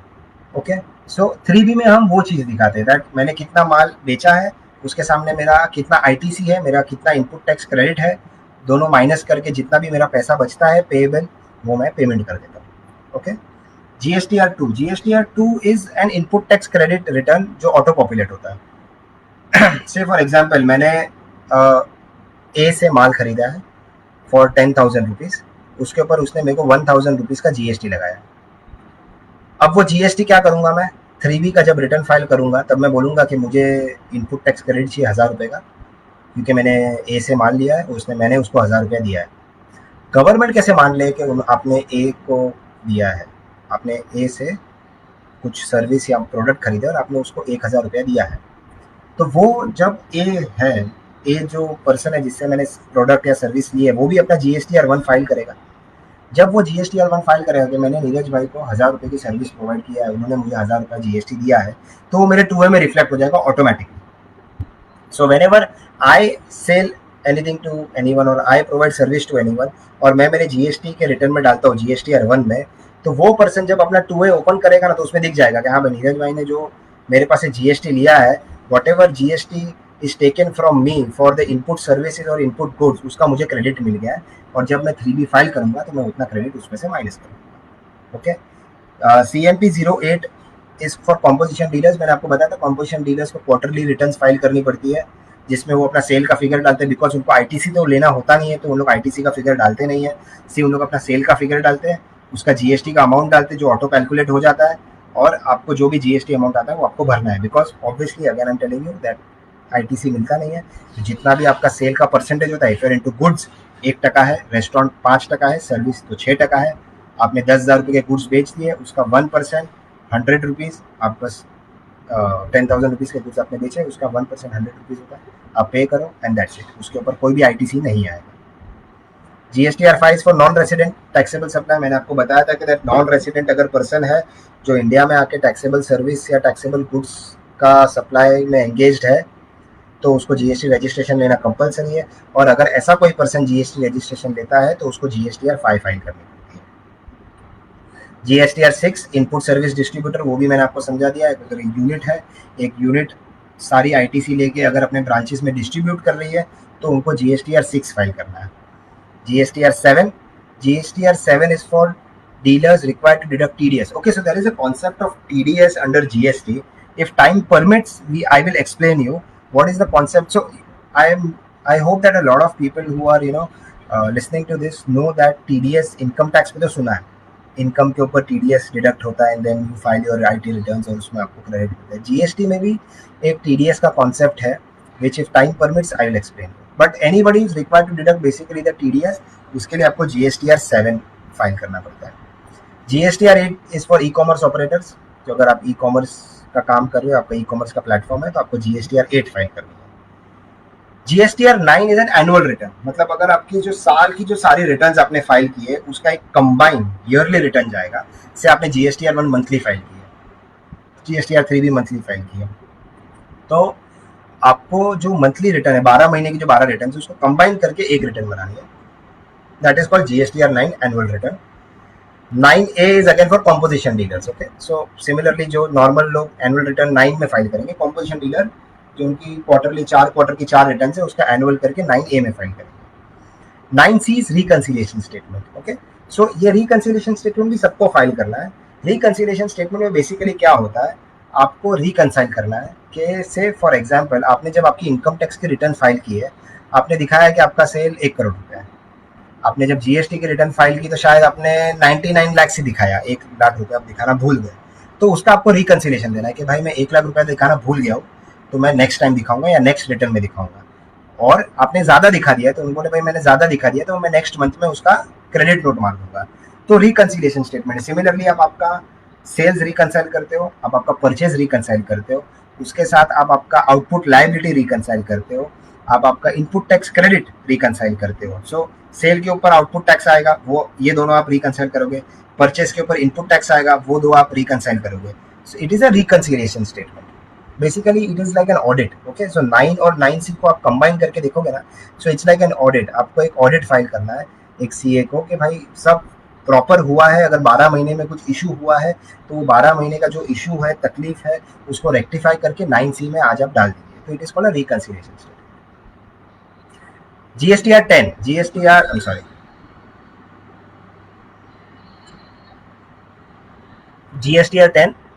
What is GSTR 10? It is a final return which is to be filed within 3 months of cancellation. समझो कि आपने आपका बिजनेस बंद कर दिया, आपका तो आपने आपका जीएसटी नंबर सरेंडर कर दिया, आपने आपका और मे बी आपका जीएसटी कैंसिल हो गया बिकॉज आपने कभी बिजनेस ही नहीं किया, आपने रिटर्न भी फाइल नहीं किया, तो आपका जीएसटी कैंसिल हो गया। सो नाउ दैट अगर आपका जीएसटी कैंसिल हो गया है और अगेन आपने या फिर सरेंडर कर दिया है, तो आपको जिस दिन से आपका कैंसिल होता है जीएसटी नंबर ये सरेंडर होता है, from that day to 3 months के अंदर एक फाइनल रिटर्न फाइल करना पड़ता है। In that final return they ask you, there are a fix number of columns कि अगर आपके पास कोई इनपुट में स्टॉक पड़ा है या आपके पास इनपुट में कोई क्रेडिट पड़ा है, there are a few details which you have to give, और वो आप डिटेल्स एक बार दे देते हो एंड गवर्नमेंट आपका वो डिटेल्स प्रोसेस कर लेता है, तो फाइनली आपका जीएसटी कैंसिल हो जाता है। And GSTR 11 is refund. So refund का concept it will take a lot of time, but basically अगर आपको लगता है कि आपका जीएसटी रिफंड है, आपको गवर्नमेंट से पैसा लेना है, तो आपको जीएसटीआर 11 करके एक रिटर्न है वो फाइल करनी पड़ेगी। एक बेसिक एग्जांपल जीएसटी रिफंड का ये हो सकता है कि समझो आप अगर लोकल माल प्रोक्योर कर रहे हो, मैंने 1000 रुपये का माल प्रोक्योर कर दिया, उसके ऊपर 18% जीएसटी है, मतलब 180 रुपये जीएसटी लग गया, बट मैंने वो प्रोडक्ट एक्सपोर्ट कर दिया। अब एक्सपोर्ट पे जीएसटी नहीं लगता है, इट इज एग्जेम्प्ट। अगर आपके पास एलयूटी है, लेटर ऑफ अंडरटेकिंग, तो आपको वो टैक्स नहीं लगता है। तो क्या होगा, हमेशा आप प्रोडक्ट बाय करोगे, लोकल में जीएसटी भरोगे, और आप माल जब एक्सपोर्ट करोगे तो आपको जीएसटी लगेगा नहीं। तो आपका आईटीसी हमेशा बढ़ते रहेगा, एक्यूमुलेट होता रहेगा, 1000 रुपये के ऊपर 180 रुपये, वापस 1000 रुपये के ऊपर 180 रुपये, ऐसे ऐसे आपका 180 करके बढ़ता रहेगा आईटीसी का अमाउंट, बट आप कभी यूटिलाइज तो कर ही नहीं पाओगे। तो वो सिचुएशन में आप गवर्नमेंट के पास रिफंड क्लेम कर सकते हो, और उसके लिए रिफंड जीएसटीआर 11 का फॉर्म आपको फाइल करना पड़ता है। Okay, so just I have some queries I guess we received from. Okay, so we will take the queries in the last 10 minutes. Okay, so there is some time here. तो हम क्या करेंगे, so let us discuss TDS. Okay, there is the concept of TDS. I told you that I will discuss if the time permits. Let us discuss the concept of TDS. Now TDS का एक concept ऐसा है कि अगर government एक specified लोगों का list दिया है, अगर वो स्पेसिफाइड लोग सालाना 2.5 लाख के ऊपर किसी से सर्विस ले रहे हैं, तो 2% टीडीएस डिडक्ट करके उनको पैसा देंगे। जैसे अगर मैं आपको सीए का सर्विस देता हूँ और आप मेरे को ईयरली 10 लाख रुपीज दे रहे हो, तो मेरे को आप मतलब जीएसटी वाला टीडीएस एप्लीकेबल नहीं होता, इनकम टैक्स वाला जो टीडीएस है और प्रोफेशनल फीस 10% वो आप डिडक्ट करके दे दोगे।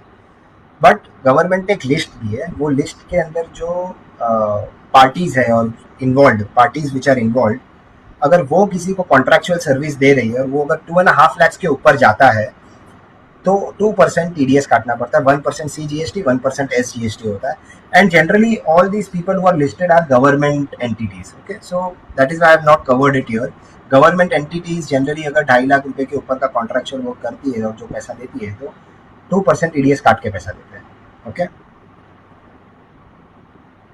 and so that was TDS. Now there are some topics which we have not covered, that is zero rated supply and exempt supply. So one of the example of zero rated and exempt supply was export of goods, which we have not covered because it's very complex. So it takes a lot of time in that, and one section itself would take an hour or so. Second is ITC on capital goods. जो capital goods होता है, say for example plant and machinery हो गई, आपने motor car खरीद ली, जो आपने computer खरीद लिया, if it is a capital goods for you, तो उसके ऊपर जो आईटीसी होता है, how is that calculated? Generally ITC पूरा ही मिलता है आपको, but there are some cases and situations where there is a reversal of ITC. आपने अगर आईटीसी समझो आज आपने मोटर कार ले लिया और उसके ऊपर 1 लाख रुपए का इनपुट टैक्स क्रेडिट है, तो उसका तो इनपुट टैक्स क्रेडिट आपको specifically it is this around. But say if you buy a computer और उसके ऊपर 10,000 रुपये का जीएसटी है, तो आप पूरा 10,000 रुपये का जीएसटी का क्रेडिट ले सकते हो। There is no restriction on that. But there a lot of times जब आप बिजनेस कर रहे हो, तो ऐसी 2-3 चीज़ें होती है। देयर आर सम ट्रांजैक्शंस और इवेंट विच टेक्स प्लेस, जिसमें आपको 10,000 रुपये जो आपने क्रेडिट ले लिया है ऑलरेडी, उसको आपको रिवर्स करना पड़ेगा, आपको आपका क्रेडिट रिवर्स करना पड़ेगा। And that is again, it's a very complex and a time consuming topic, so that we have not discussed this yet.